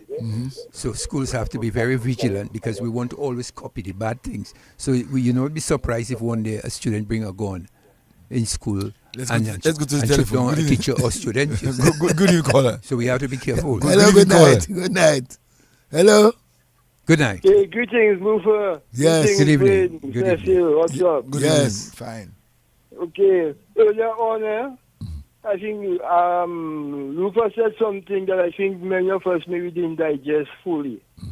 He said that when he has been confronted, when you ask whether he has been confronted by principals and whatever as to his drinking of alcohol. Yes, he did. He said something about a call came in that I think distracted that, and I think that's an amazing answer. He said that success, maybe the successes that he had overcame all these things. So nobody could really tell him anything because he had good success. And that is very amazing. You see, now, Luther, Yes, sir. you said you passed for around 10 principles. Yes, about that. My Yes. question to you, had you at any time had any aspiration to be a principal? Never. Never. I never had the aspiration of being a principal. Okay? Why Lufa? Mr. Joseph, my whole idea of teaching, right, during my career, I don't want any post of leadership, you know. I just wanted to impart knowledge to the students, what I know and what I expected of them. But it's this kind of thing about leadership, and I wasn't interested in that at all. Yeah. Well, some of us are born to be leaders. Leaders, that's right. And some of us enjoy the profession of teaching our children. We manage our classroom and we impart knowledge. Leadership is something, especially in education, where you have to be able to have that skill in you to be able to get staff to work with you. So the community have to work with you, and the staff have to work with you. Ministry have to work with you. And leadership for me is a lonely thing. Being a principal of any school is a very lonely job. Leadership stresses you tremendously. Let's go to the phone quickly. Good evening. Yeah, good evening, sir. Yes, sir. Sir Lufa, Yes, sir. somebody asked me a question about you. Uh-huh. And the question was not good at all. So what was the question? No, I cannot discuss that on radio. So you'll tell me when you meet me? I first asked him who sent him to ask me that question. And he not answered me. I asked him the question 3 times, he not answered me. Well, just ignore the person. Huh? Wait. I tell him to relax a while. I'm going to get something inside there. You can accompany me if you want. Mm-hmm. I'll be glad if you accompany me. I'm vexed with you out of place. You don't know what the hell you're talking about. So I went, I had a beer. I tell the bartender, I don't know if he might a priest or none, so he asked for what he wants. And he took a beer. And I had my beer and I leave him like, well, when we meet, I will tell you. Okay, thank you very much. Things I do discuss on. All right, that's all right. That's okay. That's all right. You can't get everybody on your side. No. But Christ come on earth. Christ That's right. will do us nothing and we crucify Christ. That's right. Right. So everybody can be for you. No. If you want everybody for you, something wrong with you. Exactly. But let me... The hurtful thing sometimes is those you go extra out of the way to help the others want to pull you down the ladder. Good night. Good night. Well, very interesting, Mr. Luther. Yes, sir. You see, the devil always finds things for idle hands to do. Idle hands. So I would suggest to the individual that if you have something that you would like to tell Mr. Luther, you can always approach Mr. Luther and tell him. But don't use another person to do the devil's work. That's what I would answer. The devil's advocate. So I will leave you at that. Yeah, I don't mind, man. My back is broad. I can take blows. So let me ask you, Mr. Lufa. Yes, sir. Or Mr. Martin, sorry. Yes, yeah, go on. In reference to present teachers, ethics, professionalism, how do you rate the present teachers compared to my time? To your time in the early days. All right. Commitment, sacrifice. We still have some very, very good teachers. I can say that. Very good teachers. I want to single out Mrs. Yvette Stout Vidal from Petit Savan. She's a very dedicated teacher. She's the principal of the Petit Savan Primary School. And also Mrs. Hilaire, Mr. Esprit, and so on, Mr. Henry. We still have some very, very dedicated people.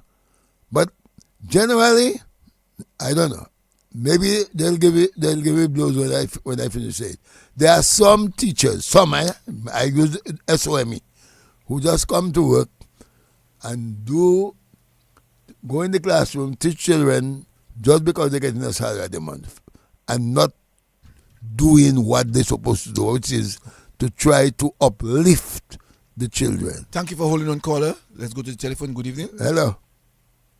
Good evening, fireman again. Let me tell you something a little bit. I know I don't have sense, but well and truly, as you say, when you have a great country and you have people, well educated, well grounded, you have a good country. Now I realize now it have a new culture rolling in America, because I listen to the news sometime back. I send a message to Salupa that in 2024 they had 54 shootings. That's right. In America. That's correct. So I'm saying now to myself, two schools going to open in the Caribbean personally, living in Dominica, Dominica, I say Dominica. I still have school going to open because a lot of children very disturbed and disgusting and don't have no respect and no manners and no discipline, as the Salupa saying. So I feel to myself now, this school opening, they need to have a random searching in most of the high schools in Rivernica. Up and running, fireman running, I'm listening, give thanks. Miss Adam, would you agree to that? That we should do random searching? Well, when I was principal, I did random searching at my school, especially in Maho. And to my great surprise, I discovered knives. Okay. In the school bags. I discovered marijuana. I discovered ice pick. Students were carrying these instruments in the school to commit what I would say violence. Because some children leave their homes and some of them parents encourage them to. If a child hit you, hit them back. So they have a culture. So you have to be careful. And I subscribe to the random search. I remember, Mr. Adams, I remember when I was at the Roso boys school now. Boys school I'm talking about. Not Roso primary. Boys school. I used to have a thing they call Japanese, I don't know if Cecil remember that. Japanese inspection. I used to do it when they are not expected. Yeah. And then you search your bag, and then when I got anything that you're not supposed, if I didn't get pen, pencil, and thing that you use as a tool, I took it to the principal. Simple like that. Yeah. Japanese inspection, I used to call it. Yeah. We have to do it. We have to do it because in the world we live in today, it's a very violent world. You see? Are you seeing, Mr. Lufa? Yes. Transfers. Like I know before, teachers used to be transferred very often. Are you seeing transfers from one school to the other very often those days? Not really, not really. I think the ministry now is trying to make teachers as comfortable as possible according to where they reside. Because you see, Cecil, remember, you transfer the teachers, it's true, but it's a cost. Some of them probably have to go and pay buses every day to go to the place of work. But we know that sometimes in the past, I know, yes, we know. Punitive measures used to be to transfer you. You know, you're a bad teacher. You're not yes. Me. No, I don't. Yes, I understand. I send you to Granby. You live in well, Mr. Adams can tell you about that. And right. Mr. Adams, were you involved in that? Yes. That's why I told you that. Right. Go ahead, Mr. Adams. In 1980, during a football match between Harlem and Kensborough, a certain individual told me I was going to be transferred to. I like to say certain individual. No, I'm not calling him. No. They are family. And he called the name of this place I was going to be transferred. I was going to be transferred to Cassibruce. And you were living in Roso? And I was living in Goodwill. You were driving that book of Volkswagen. You driving a Volkswagen. My father had a you were driving a Volkswagen, right? And then on the Sunday, the messenger came to my home and brought me a letter. Was he not warning you? No. And I was told that I was. Penalizing you? Yes, I was being sent. What did you do? Well, I supported Patrick John. I supported the Labour Party. So you think the authority would have transferred you because? Yeah. They knew. The guy tell me, "But you're being with the Labour Party. We're going to transfer you." He told me that, and I was transferred to Cassibruce. But let me give you the joke. It's your show, but still I can share that joke with you. Yeah, go ahead. Mr. Israel was the chief. Go ahead. He was the chief education officer. So he sent me to Cassibruce, so I went. But I tell him I can't find no place for me to live in Cassie Bruce. So he said, Mr. J.K. Henderson, to search for a house for me. Guess what the man telling me? I tell him the man telling me I can sleep with the principal, you know. The principal is a woman. No, he tell you can sleep at the principal home. So I tell I can sleep with the principal. Hold on. The English language is phony. He tell me he I can sleep with the principal. No. He told you that you can sleep at the home. He told me I can sleep with the principal. No. Now he tell me. Nothing making. Now he tell me. I am not believing that. You have to believe I will not believe that. An authority. I'm not lying on you. An authority would not tell you that. The authority would tell you that you can sleep at the home of the principal. I am not lying on Mr. Israel. So I ask him what you mean by that. Mr. Israel was not that type of man. You can tell Israel wasn't the man who lived by it's not for sure. But here what I tell you. Let me tell you what Israel wasn't the man. Yeah, he was living in one of the. Let me tell you what I tell him. Let me tell you what I tell him. I say, sir, I have a disease taking me, you know. He tell me, he asked me what is the disease. I say, I just wake up in the night. That's a beautiful woman. You never know what I can do to her. No, I cannot believe that you have had. I also will not believe that you have had that conversation with Mr. Israel. I had it. Knowing the discipline that Mr. Israel had. I had it with him in his office. No, he will not encourage that. Well, you can say what you want. No, he will not encourage that. Mr. Israel will not allow you to have that kind of conversation. And I will not call the principal name. She's still alive. No, I'm saying to you that Mr. Israel will not allow you to go to the home of Teacher Bonnie. Not Teacher Bonnie. Not Bonnie. There's no way. It's a pretty one like Bonnie. There's no way. To tell you one slip. You know what he tell me? Boy, Adams, go back to your school. If you have that disease, you might find you fall on that lady. You never know what might happen to her. Someone said to me that I live in Vickers and work as far as Marigot as a very young teacher. Yeah, that's was a great experience. Well, some like it. I enjoyed the country. Lufa was never transferred, but I was transferred. Yeah. Several times. Several times I was transferred. Several times. You was at Campbell. I was at Campbell. I was at Girardel. I was at Luda. Yeah, that's true. Punitive measures? No, this time was elevation. Elevation principle. Elevated to principal. Yes. So I moved from Girardel to Luda. Let me ask you. And I know it's Lufa's show, but go ahead. Did any authority from the ministry point of view summon you to a meeting or wrote to you and you rebelled? I wrote back to him. We wrote back to him. And the rest is history. Never had they seen a letter like that. So why did you rebel? No, I wanted to tell him what his responsibility was, which I told him. So what was his responsibility? He was not an administrator. He was not there to supervise me. He's still there, you know. But I'm not going to call him. So you're telling me that the individual was supervising you? Or had to supervise you? He wasn't the one. He wasn't the one. But he wrote you a letter. He wrote me a letter. Under what condition? And I wrote him back. Under what condition? He wanted to show his power. No. So was he an administrator? High administrator. So if he was an administrator, all right, could he not write to you to inform you that you're not? No, he cannot. I know the responsibility that he had. You have to know your administration. You have to know You have to know what is known as general orders. So I had studied it well, and I was right. So you wrote back to him. I wrote back to tell him what? To tell him he had no authority. And what did he respond to? He couldn't respond. Why not? He knew the rules.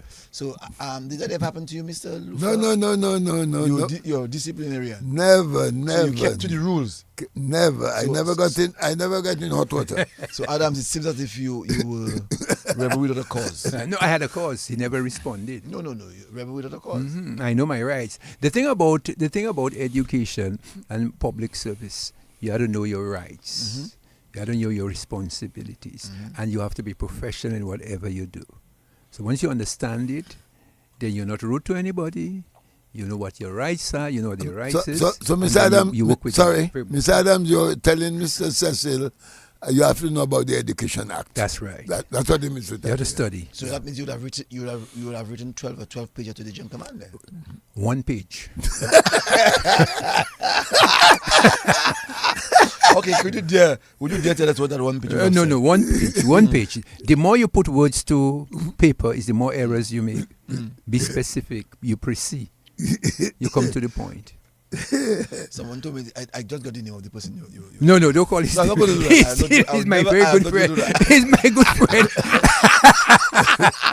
I cannot believe. Yeah, I would back to him. He's my very good friend. Good evening to you, Felix Thomas. I don't know. Mr. Cecil, could you tell me how many viewers we have so far? Well, nothing that the night is going. It has gone down to a little bit now to one. Oh, somebody got 142. Oh, that's all right. Yeah. You were over 200 anyway. Yes, Yeah, that was very, very good. over 223 at the at. Very good, very good, very good.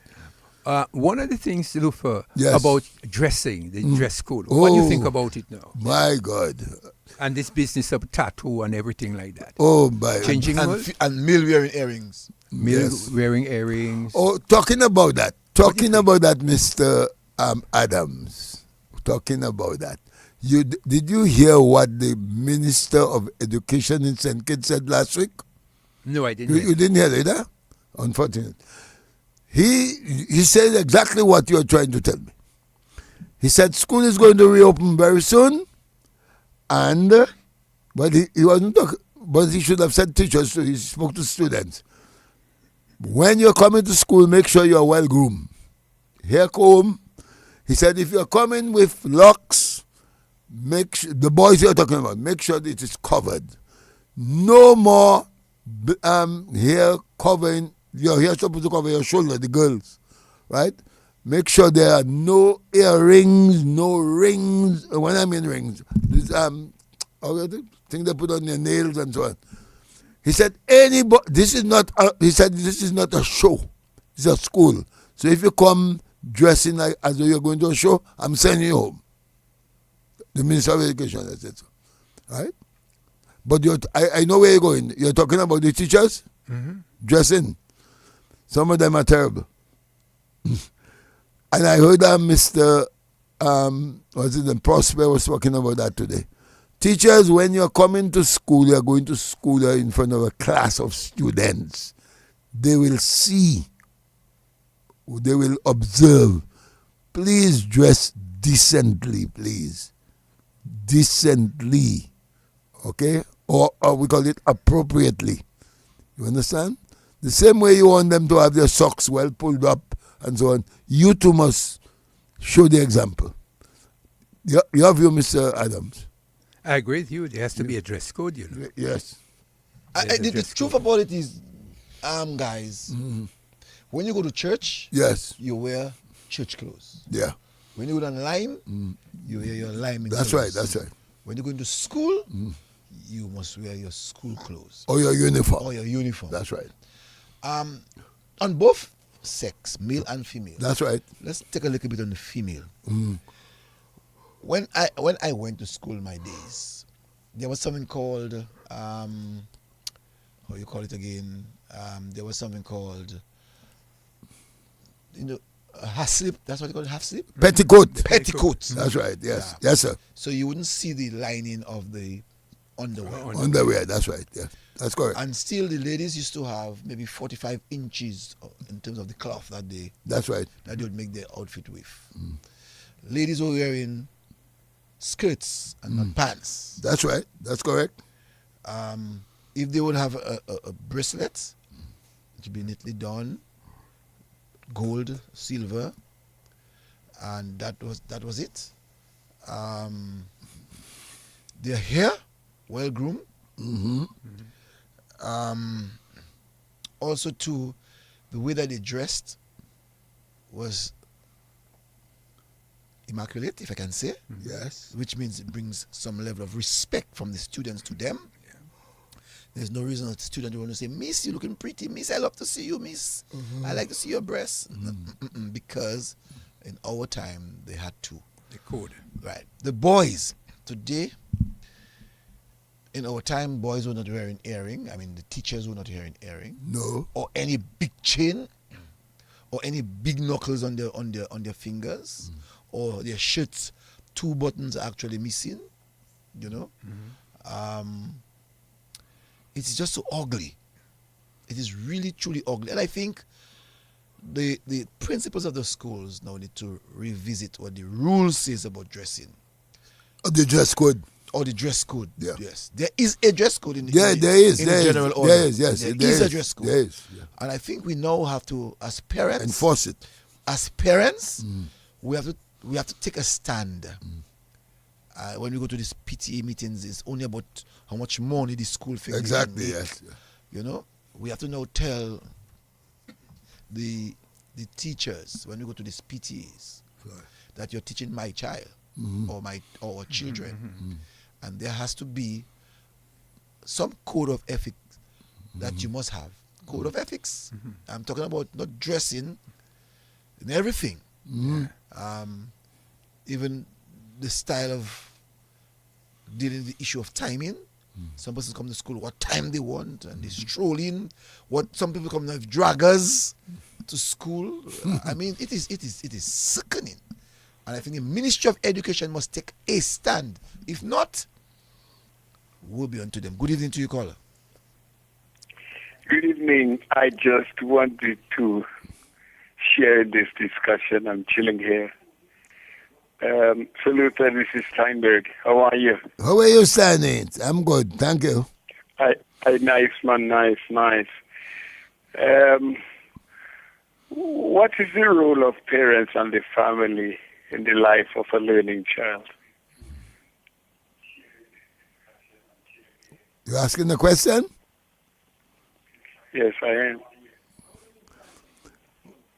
Well, the family is supposed to bring up the child in such a way as the child would be a good member of society.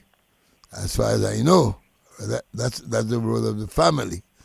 But if you are not interested in the proper bringing of your child, to me, I'm Steinby.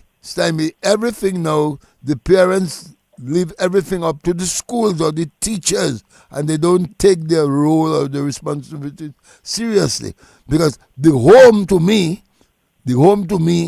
is the first school, as far as I'm concerned. What do children learn from the home from your observations? What do children learn from the home? Well, when they come to school. I mean, it is not applicable to mathematics and no. No. So what do they learn? Especially when it comes to well, let me answer that question. At the home, they learn values. Their values. They should. The values and the attitudes should be nurtured from the home. So when they come, they already have a set of values. But brain does that convert into a kind of intelligence? I mean, how does it help them to learn? It's a type of intelligence.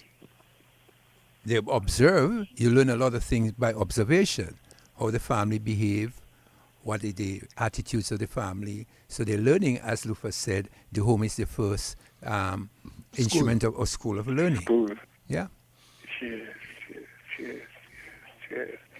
And it's just a thought. I just think, Saluta, when you reinforce the role of the family, that is so significant, that is so important. The second thing I wanted to ask was, they say different, there is a line that is drawn, sometimes I hope it's not a permanent one, between children who are academically inclined, whatever that means, and children who are technically inclined. From your observation, does that difference matter? A child who does math can also do literature, can't he? Of course, yes. But this is one of the things that we have to try to get from students at a very early age, Steinberg, right? Okay. Because we to me right now, I mean, I've been teaching for years, and we have been observing that, right? Too much is based on academics. I've said so many times. There are children who are very academically, and sometimes they are good artists. They are good guys. They can use their hands, and we don't give them the chances at all. Everything is you cannot force a child to learn Spanish or French, And if he's mechanic, he wants to learn, or electricity. To me, right? teach them according to what the values that they think they can handle at the time. That's why I personally believe, to me, all secondary school should be technical vocational. All.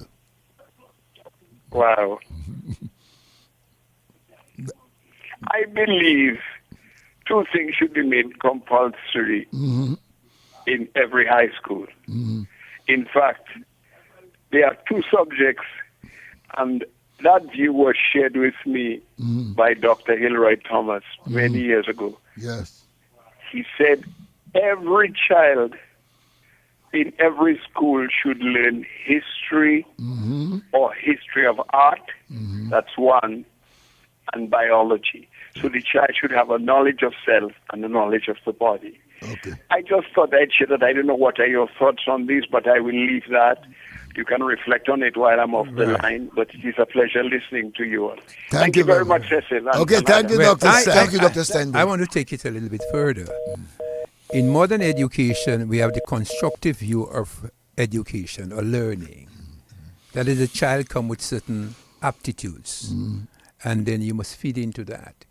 And the aptitude could be, as you said, Mr. Luther, arts, the appreciation of the arts, the appreciation of the sciences.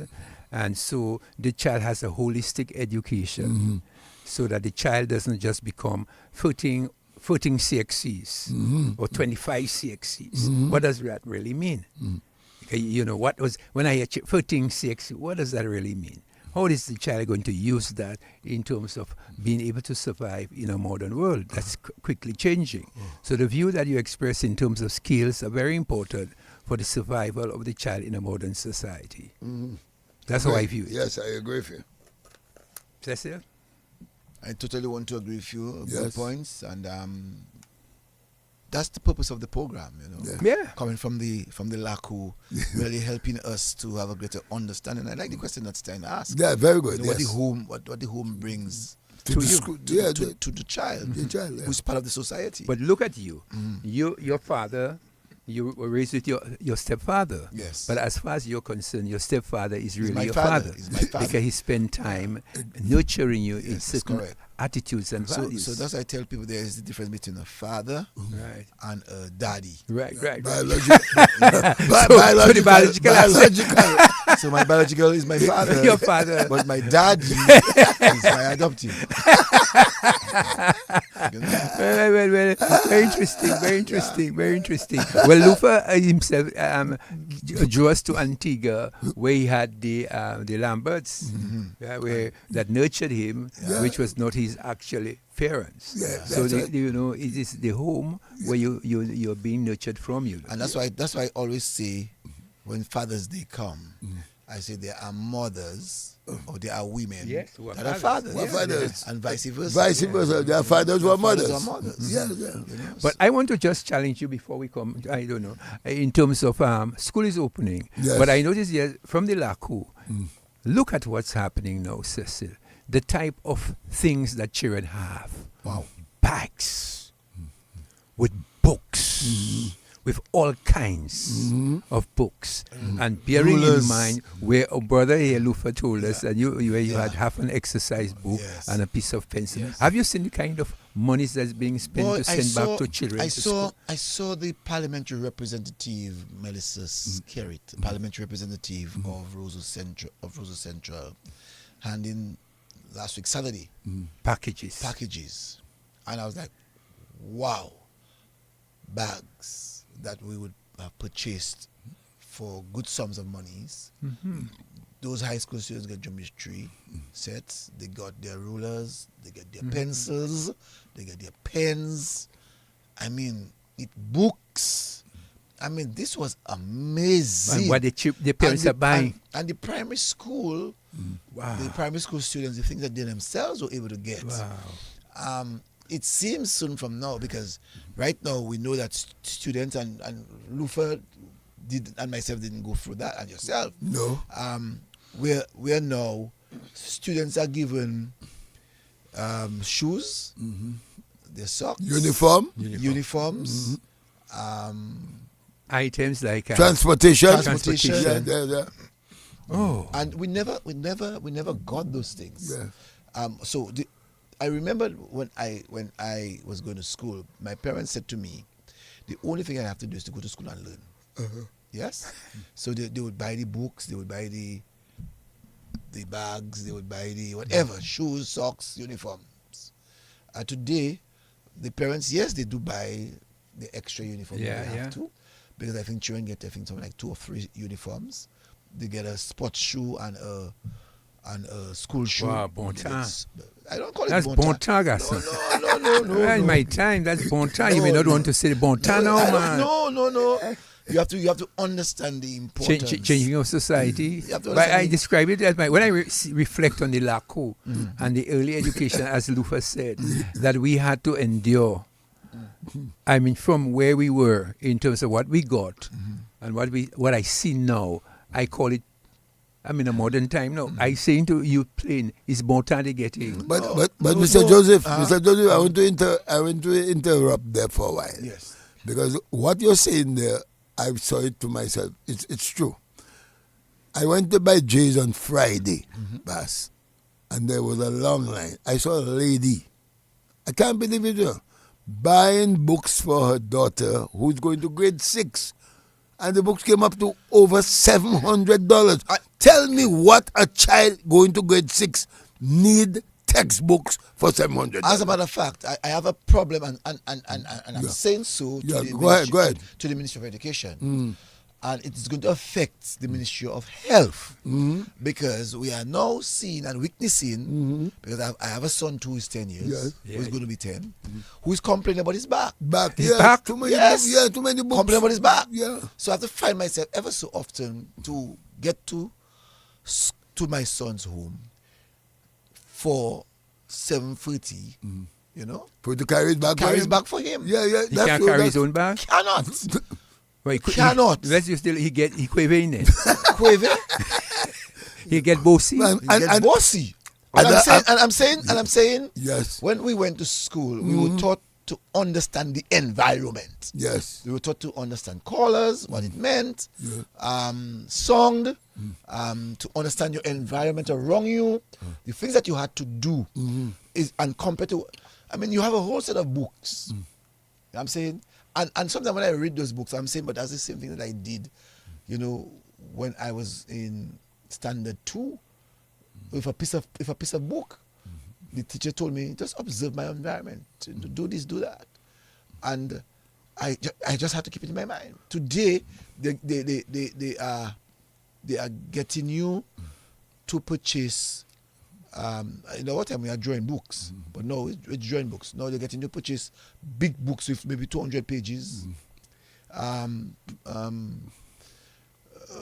textbooks, I mean, with maybe 300 pages. I mean, this is crazy. I'm telling you, this is crazy. No, I don't care what people think. Mr. Joseph, you know. Mr. Joseph, hold on. Somebody's making money on me. Hold on. Somebody is definitely making money on me. Mr. Joseph, yes.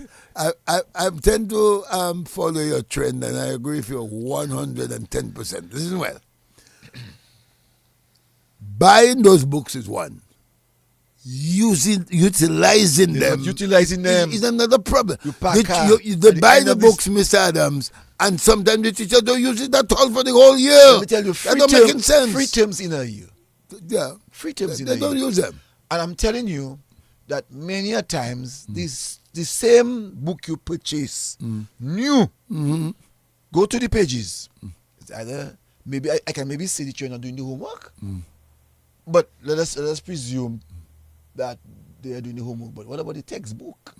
You're not seeing any use of the textbook. Usage of the books. I mean, let us be real. I mean, the Ministry of Education, as I said, soon from now, because there must be a correlation between education, health, sports, community development.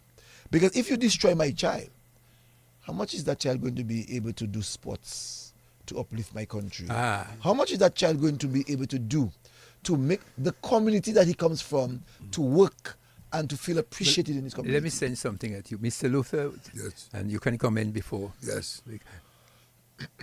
Modern education, as far as the Dominican society is concerned about, and I'm saying it bluntly, is the academics. Mm-hmm.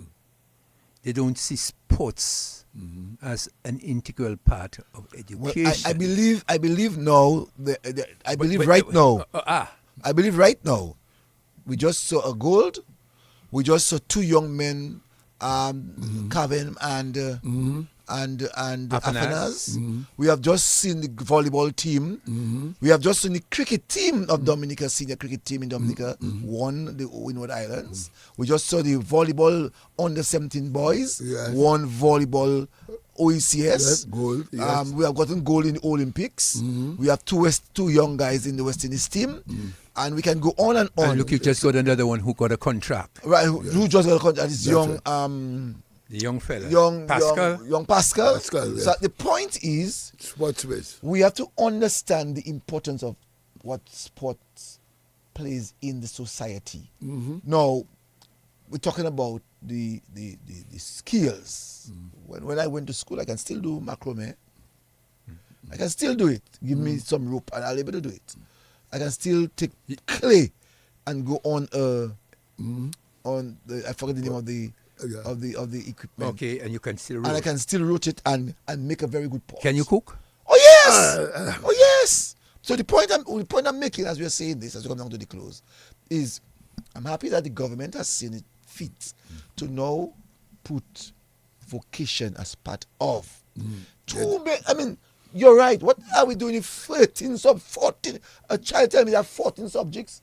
What are that doing for you? And you're not a well-rounded child. You're not a well-adverse child to the society. You bring that child and you ask that child, who is the Prime Minister of Antiga? And that person cannot tell you. That's not education. But Mr. Joseph, Mr. Joseph and Mr. Adams again. I believe, as Mr. Adams said, too much is focused on academics. Hold on. Academics, right? And Mr. Adams, I'm sorry to say, the teachers of yesterday, people like me from old school, the teachers of today are not teaching. That's what Mr. Cecil said. Why do you want a grade 6 child to have so many textbooks? You're supposed to be teaching. That's the word, teaching. And not giving children exercises to do. But it is wrong. In standard 5, when you're in standard 5 preparing for common entrance. Yeah. We didn't have all of those books. No. Maybe you have 2 books. We didn't have all of those books. Maybe you have 2. All you had was a little math. True student companion. Student companion, I remember. Yeah. And the atlas. Yeah. That's what I know. Yeah. And everything was the Dominica map book. With the 10 parishes called exercise books. You know. Good evening, caller. Hello. Good evening. Yeah, good evening. Yes. Mr. Caller, while we're going to talk about child back, I think he's 100% right. About a year ago, I left up my great-granddaughter's school bag, and the bag pulled me down. I had to let it go. I talking the gospel soup, I had to let it go because I bent to pick it up. And it just keep going with me. I had to let it go. You had to let it go? I don't see why a child have to go to school every day with that on the load. And the fear that I have, is if I do not purchase that school book for my child, if I do not purchase that school book for my child might not be able to enter into the classroom. Because they'll tell you, I give the child homework. They'll tell I give the child homework and have to go through. My brother, when I was going to school, Lufa had to put on the chalkboard the homework. I had to write it, That was bringing dictation. It helps your spelling. It helps your grammar. You know what I'm saying? They must do something about that. And it helps your memory. Because you have to now read on the board at least a whole sentence, at least 5 words, and you have to start to write, because if not, by the time you think that it's still on the board, it's off. Well, let me tell you what's going to happen. Let me tell you what's going to happen. Thank you, caller. Let me tell you what's going to happen. Luther, and I think we could just probably close it. Yes, go ahead. There's going to be a new revolution in education with the advent of AI. No longer you'll have all those big textbooks. Okay. You'll have e-books. E-books would be presented to you on your computer. So all them textbooks you see people running around with, it's not going to happen again in the future. E-books. That future too far. And your society now will not be going in a classroom to be writing exam CXC. Right. You write your exam online. You get your results online. So in the next 5 years, wait for that new revolution in education. All them textbook, your child will not be. Just have your computer. We send everything for you on the computer. You download, bam, bam, bam. You do your exam in your room. Bam, bam. Mr. Adams. Mr. Adams. Yes. I all appreciate what you're just saying. But there's a problem with that. And it happened sometime this year. It happened this year. With the I'm not against putting exam online and computers, but with technology, there's always there's always an opening for disappointment. The electricity gone, the internet gone. So how are you going to write the exam now? Tell me. Well, well, they'll find new ways. I was about to say that they'll find new ways. All right. There'll be new ways. But anyway, we come to the end of the program. It's 11 o'clock. Yes. Guys. Yes. Lufa, your last words. Your last words. Well, I'm very happy that I've been following the Lakou for the past maybe 2 years now or more. Since you have been there with Mr. Richards, I've been following. Very interesting program, and I'm glad that you have brought me on. Now and then, most of the times, I give my contributions when you are on, and I think it's very interesting because before Cecil used to take topics from all different directions, but now you're focusing on your country and the people who contribute to the country, which to me is very, very, very good. There are things you yourself said, there are things you didn't know. There are things I didn't know. There are things Mr. Adams didn't know. We are all learning from each other. And that is what the Lakou is all about. Thank you very much. Mr. Adams? I think Lufa has taken the wind out of my sail. I would just like to say good night to all the listeners here and overseas who, always enjoy the Lakou. We're looking forward again to next Sunday when there'll be another one. I just want to say again thank you to everybody who actually participated in the Lakou program with us tonight, those who called in, those who stayed and just listened. I want to say thank you. Next week we'll be having Aileen Burton. We know Independence is coming. Some of us might be wondering, did Aileen live a Lakou life? Well, you will know on Sunday coming. Aileen Burton will hear so much more of her Lakou life. Thank you guys, and thanks for listening. God bless you all, and let's all have a productive week. All right, and just want to say in the morning you'll get up with the voice of Hazari Williams, and at 7 o'clock our news. So stay tuned to the Nation Station, DBS Radio. The mother of the suspect in last week's shooting in the US state of Georgia is reported to have contacted his school to warn about an extreme emergency. 14-year-old Colt Gray is accused of shooting 4 people dead at Appalachia High School in Barrow County. More detail from Jenny Kumar. Marcy Gray, the mother of 14-year-old Colt Gray, has told US media that she called the school the morning of the shooting. She warned them of an extreme emergency and asked them to check on her son. It's not clear what caused her to contact the school. Reports also say that there appears to have been some confusion when a school administrator went to look for the boy, as another child had a similar name. Colt Gray appeared in court on Friday and did not